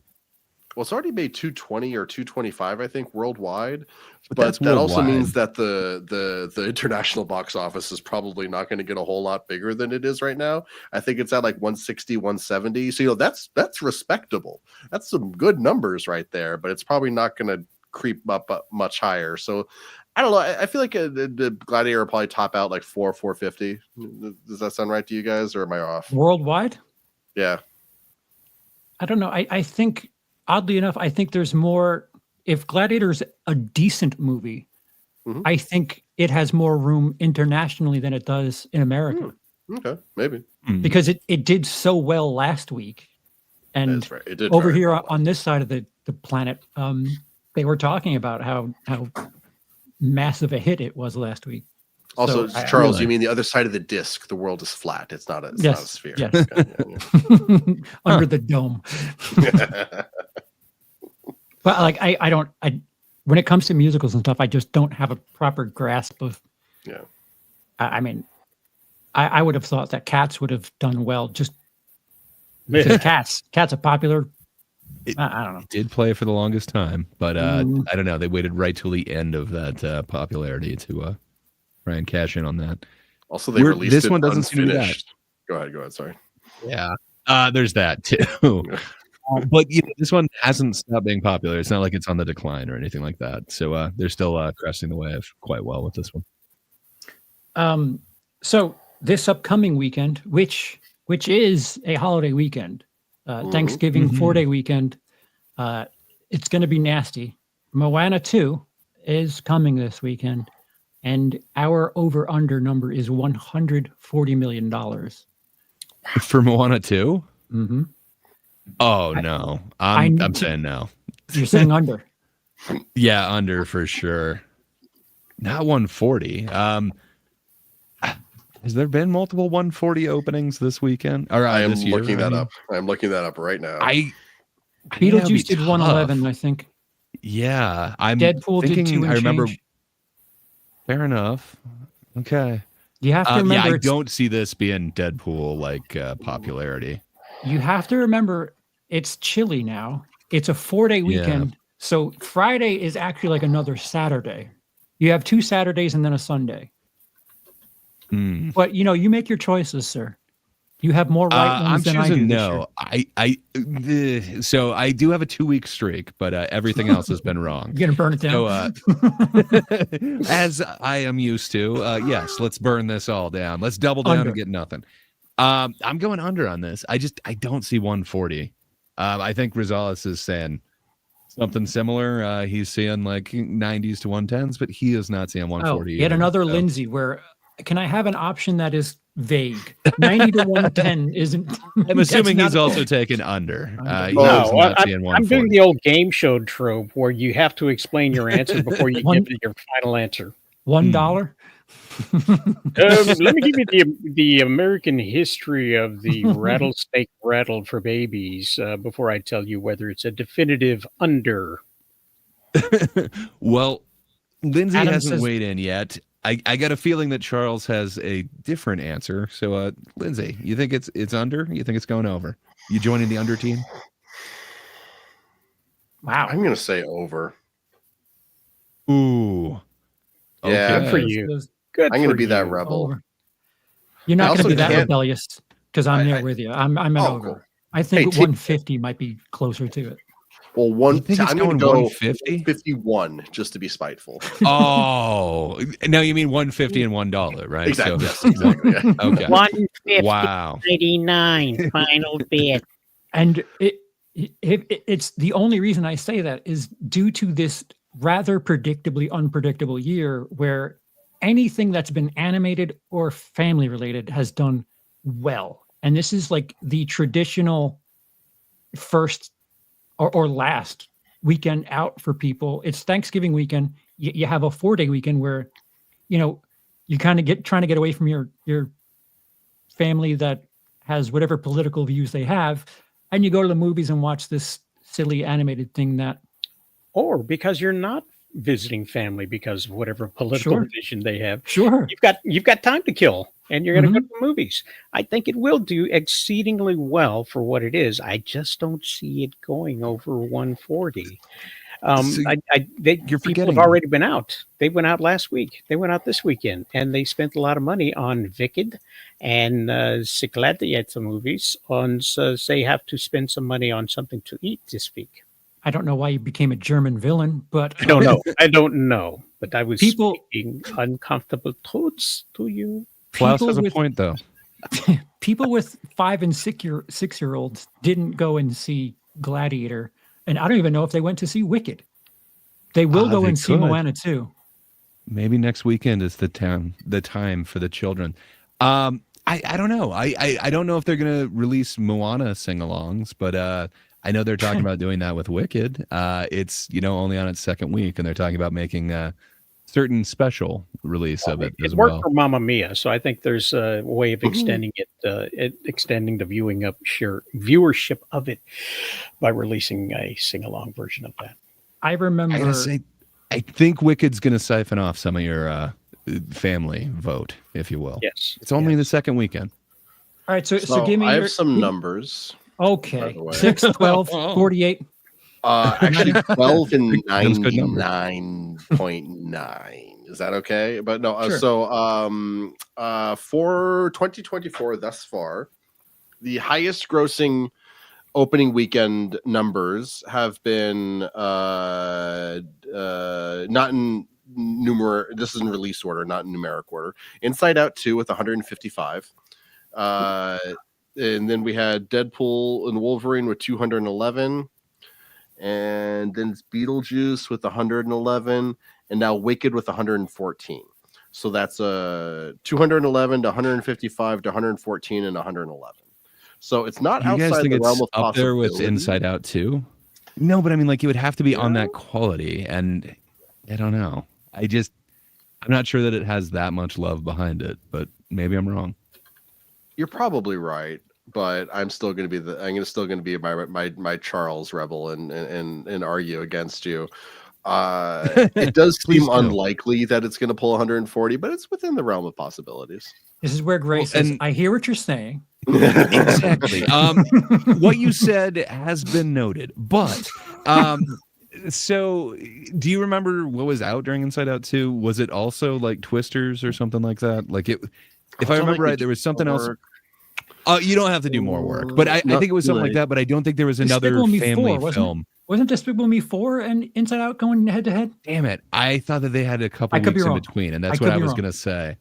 Well, there was actually yeah. So June 14th is when Inside Out 2 came out, and Twisters came out July 19th. So a little over a month later. Oh wow, I was way off. So never mind. Okay. Do you know when Despicable Me 4 came out? If that was on your list at all? It came out on July 5th, and it opened to 75 million. I was gonna say, I think there was like a couple weeks between it. So like it still had some time for Inside Out to kind of cool down. I don't know that we're getting that with Wicked. I think we're siphoning off some of your Moana. Extra credit, Gray. Give me your 1, 2, 3 this weekend. Ooh. So I do think Moana is going to take the number one. I just don't think we're going 140. And then I think just under that is going to be Wicked. And then, yeah, I don't see how Gladiator isn't going to be a 3. I don't see Red 1 beating that or anything like that.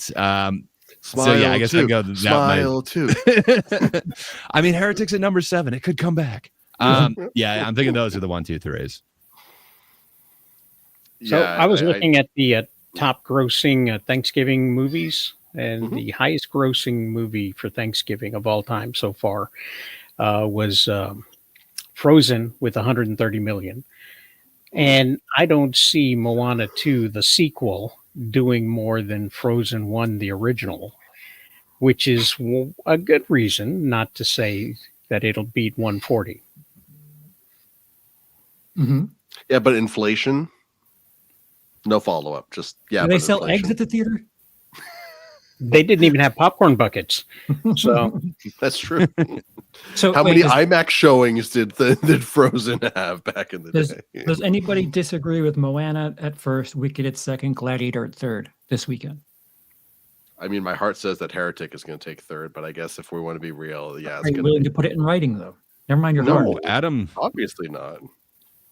in the Oh, chat wow. is taking Wicked then Moana. Oh, I'm not quite willing to do that. I think new and shiny one weekend Moana's going to get it, but maybe I'm wrong.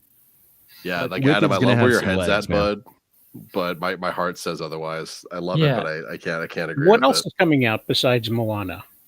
Nothing else matters. Yeah, I was about to say, like anything else of note, bro. So by that, Adam, you're essentially saying Wicked needs it would have to pull in like 80 million, and Moana's under 80, which I can see it happening, but Wicked's got to have some sort of taper off. I mean, I do remember this is a bit of I don't know nostalgia, but my first Thanksgiving I ever worked at a theater, Pokemon and Toy Story 2 were out that Thanksgiving. Pokemon And the that first movie or weekend- Pokemon 2000? I don't know. I think it would have to be the first one, right? I just know they were out at the same time, and that weekend sucked Oh, really?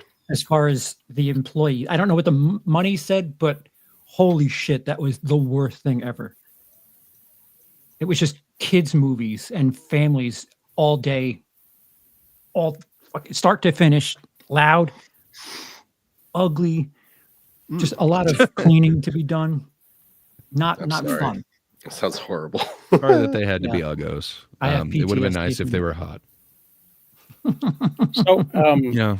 in your theaters there in Great Britain, did they offer you American subtitles? No, but Depends on the movie. I've seen American films in Denmark, and it's fun because they have Danish subtitles.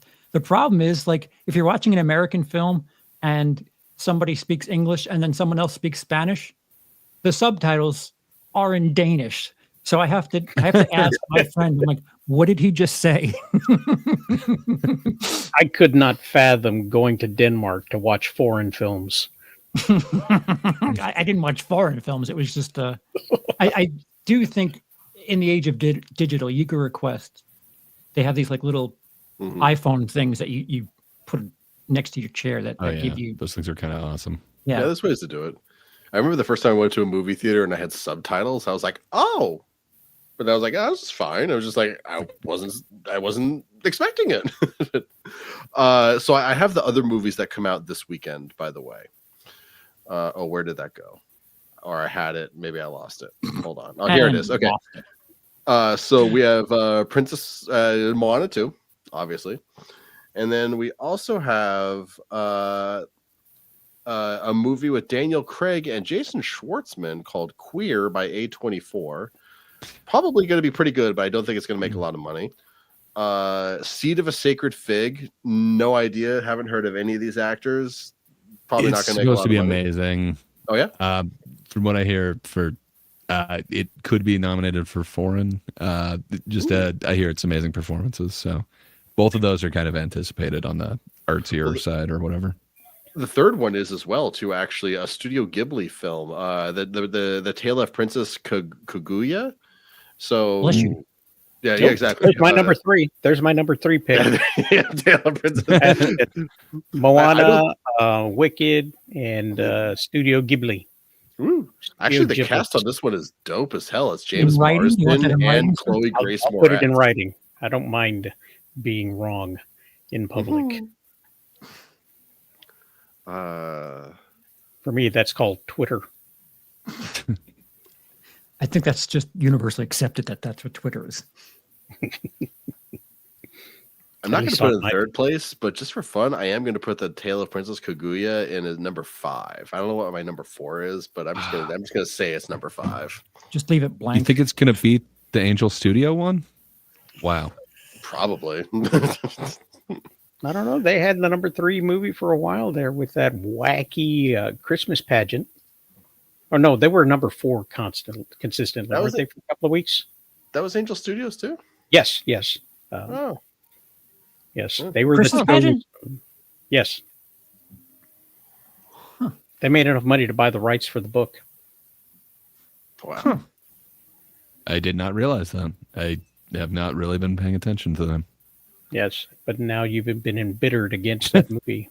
That's Lionsgate. Lionsgate Lionsgate. released it. That is a Lionsgate release, but they produced and filmed it.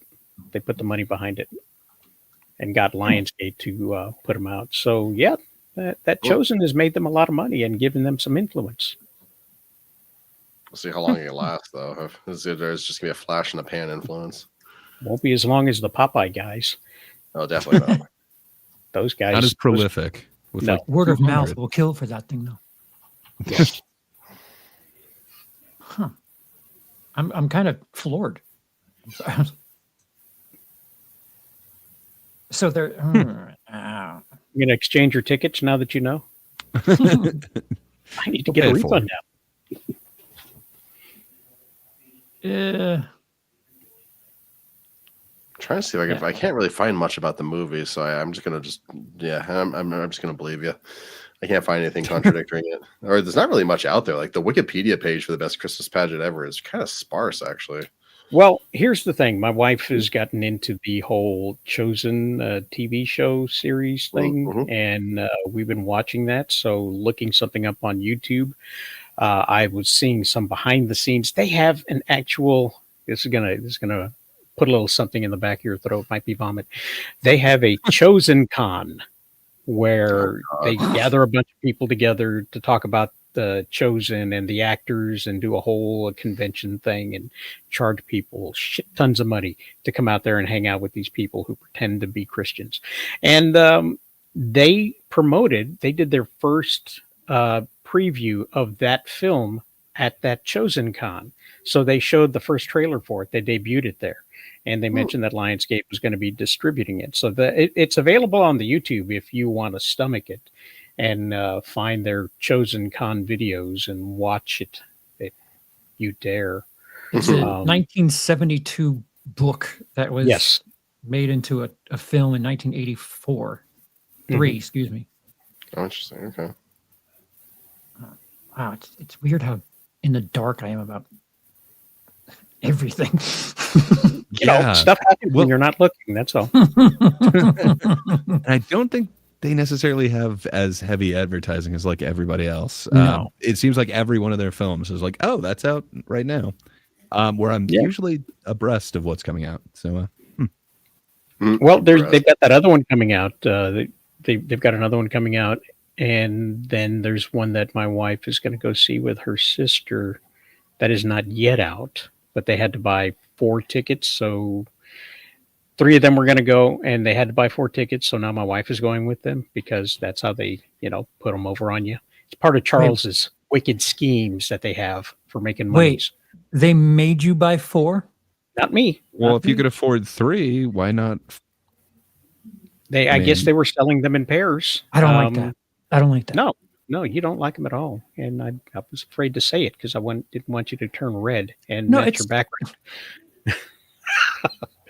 But no, they, like you said, they've got their strategies and they're going to use them and max them to the greatest potential. Again, who's doing it really has nothing to do with the issue, Rosales. I just want to make that clear.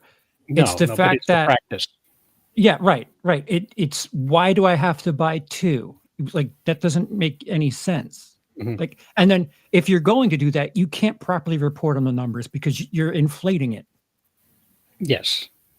That's all my I don't care who's doing it. It's just you can't be like, oh, see, we did so well. No, you didn't. You sold them a 4-pack. I know it was 2 at a time, but So divide it by 2 then. Then how did you do? And the only reason I'm like that is because shitheads Disney are gonna be like, oh, But it's the a family movie film. Why not business. buy 6 It's the tickets? Because movie it's a business. family And film. if they could do that, if the rest of the movie industry could do that, they would sell tickets in pairs only. Of course. If they thought they could get away with it, they would do it. But when you're looking at private screenings or phantom style things, they can do pretty much what anybody will agree to do. If nobody agrees to do it, then they didn't sell any tickets and it's not a good business plan. But if people are willing to shell it out to go see it, then they'll do it. You know what I want to see from all these like Please tell I us. want to see you, Charles. So to talk about Angel Studios and their movie that shall not be mentioned, that kind of started all this stuff. The one that made a fuck ton of money. Yeah, but we don't need to say the name. It might summon people that we don't want to deal with. How do you measure a fuck ton? Oh, how many fucks do you give? That's how. If you need to ask, you haven't experienced a fuck ton yet. A lot like the Tootsie Roll measurements. So there was for a little bit, Angel Studios left a lot of information about that Pay It Forward program on their website, and then a lot of people started calling them out about it, and then suddenly it all disappeared. But before it disappeared, there was one fascinating figure that was floating around, and when you hopped on the website, it proved to be true, and that is the average person that was contributing to the Pay It Forward thing. Oh, The average number of tickets they were buying, thousands. Yeah. it was 10 or more. The average person was, for this Pay It Forward plan, like my brain wants to say 60, but that feels too crazy, and there's no way that's true. But it was. I think we definitely discussed this more than before. 10. Yeah. And like people whole like lump sum charges was like thousands of dollars they were paying for tickets. Oh yeah, Which- yeah, because it became part of their whole identity as a Christian or whatever, to promote this movie in the same way that Passion of the Christ back in like 2000 whatever was like a lot of people's like, if you want to prove how good of a Christian you are, make sure people are seeing this movie. It became kind of the same thing, but there just wasn't the Pay It Forward program back then. So what I want to see, and this figure will never get released, is how many Pay It Forward tickets were paid for but not redeemed. So how much money were the Angel Studios able to pocket just because like 80,000 quadrillion tickets were bought, but only 60,000 quadrillion tickets were needed? You know what I mean? Or I am do know using what my you cur- mean. record? Yeah, I think regardless, because the whole idea was, you want to allow people to be able to see this movie for free. You're getting eyes on it, and it's possible potential screenings is their argument. So I don't know. If you're willing to pay it, it sounds kind of awesome as a business thing. Like, hey, you like this thing that I'm doing? Wouldn't you like more people to see this thing? Pay for it. It's kind of what we're doing in a way, but Explain we're to much me- less successful. Explain to me how a bunch of people who didn't pay for it, who go and see a film about trafficking, helps the issue of trafficking. Well, It they're doesn't. not going to do it. They're going to think I mean, if they- twice about trafficking. Are you saying Personally. they don't see it, but they paid to see it? Just How are they in their own life stopping it? Like, how does this actually lead to the phenomenon not continuing? I guess they're saying, education. Well, I think there what was the Charles one trying thing to- about a signal. Oh, the listen, camera. guys, for those of you watching, be sure to drop a super chat, and we promise to help hungry people. Mhm. We need Yeah, we need it will more be feeding. awareness. We need more awareness of people who are hungry, and your super chats will definitely go towards informing other people of being fed. Do the right thing, everyone. I will personally tell people when my next meal will be. It does feel a little like that. You're right. It does feel a little heavy-handed, but man, if the Feel? audience, yeah, I'm going off my feels. See, Um, so if the audience is willing to pay it, though, I hear what you're feeling. Is it wrong? I feel what you're saying. It's not. That's the thing. It's just like, all right. So now we're not talking about people watching movies. We're just talking about giving money to studios for. I think it's probably the ethical second side of the coin of pirating, which is people watching movies without paying for them. You have people paying to watch movies that they will not go see. Leave my uncle out of this. But I can't. I use his password. I don't know. I'm on your page completely, Charles. Like I assumed that when I first heard about the Pay It Forward program, like any extra proceeds would be like donated or something like that. But apparently, no, they just pocketed it all, and that is skeezy as all frickin' frick, my friends. like, dude, why is it Did always? Why is it? Or did they build a second a studio in South Texas? Okay, Is that they built for? a Is that studio to help people be aware of trafficking? That studio. The second studio that they've built. They A built 2 second studios. studio. Yes, they built one in Waxahachie and one south of Dallas, which is more convenient for the actors. It's a full city set, as well as an internal covered set, an exterior set as well, and it's built on a park, so that people can go visit it for $1,000. I think it was Projection and hypocrisy are things that I really lose. I just have no patience for it. I remember it is something you find in Hollywood. I remember. So they're working within the confines of the Hollywood business. But 8 years ago, when Ghostbusters came out and it did well, the 2016 version, everyone was saying, "Oh, they're buying out theaters and people aren't going." Same thing was said about Captain Marvel. They're buying out theaters and people aren't going. But then the same people who were saying those very same things are quiet. Pretend like that didn't happen. Right. I definitely did at one point. I hate all of it. Stick my head into a theater I that don't was think those are showing. necessarily exactly the same people, although they may share the same views or some of them. But when you wind up lumping everybody together in one group, you wind up having issues with things. And I do. I have issues with everyone. I say that Angel Studios is as much as Hollywood as the people who are making the Popeye and Winnie the Pooh people are. I agree with you wholeheartedly. My issue is they don't need any help getting new ideas. And now because of this stuff, they're getting new ideas. Oh, we can do this? Shit.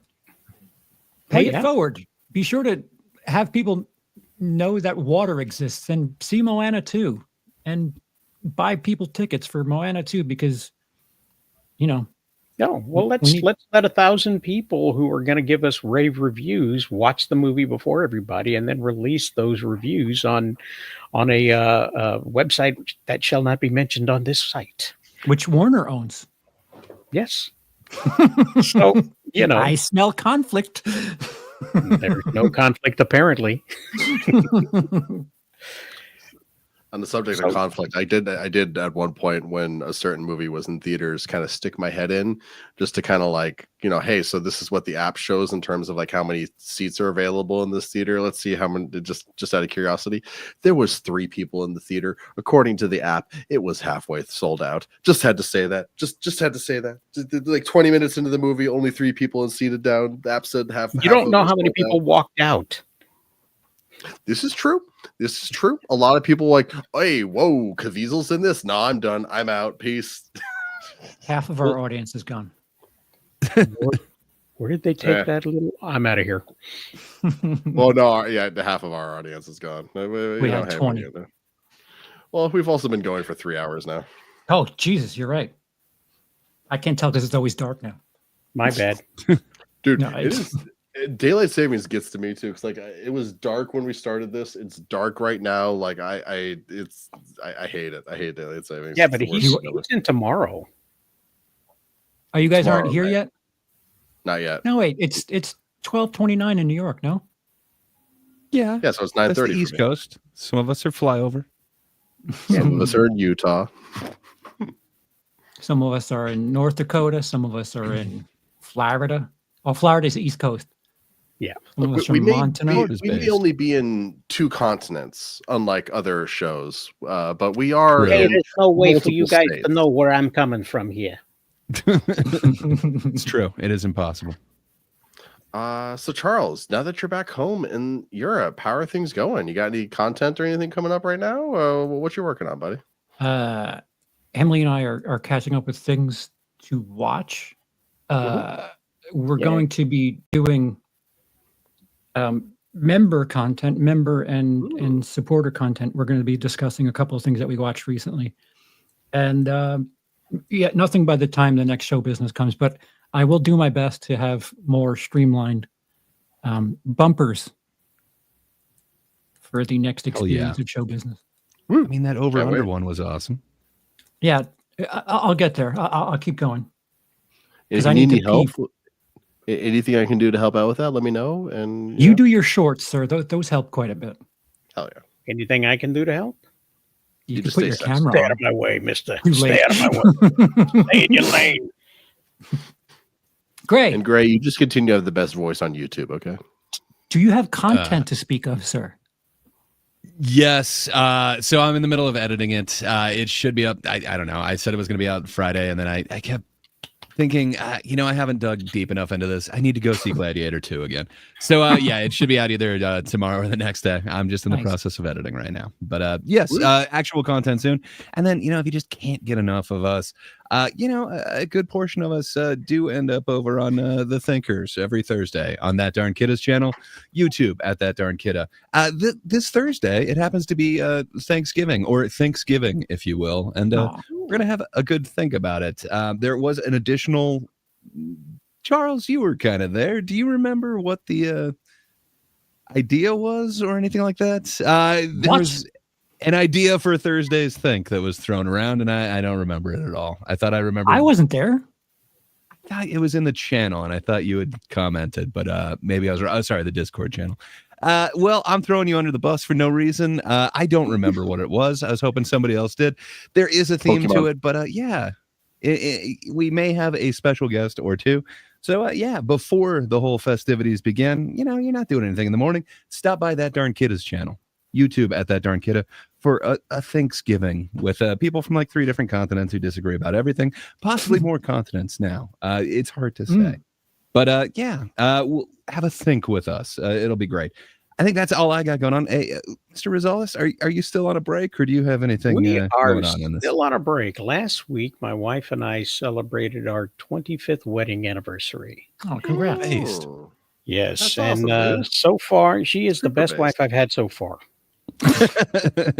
Please tell me that was in your toast. Of all the wives that I've had, madam. Yes, well, she's actually my one and only wife that I've had. Oh, that she No need knows. to gloat. No, I'm just the next one's going to suck is all I'm saying.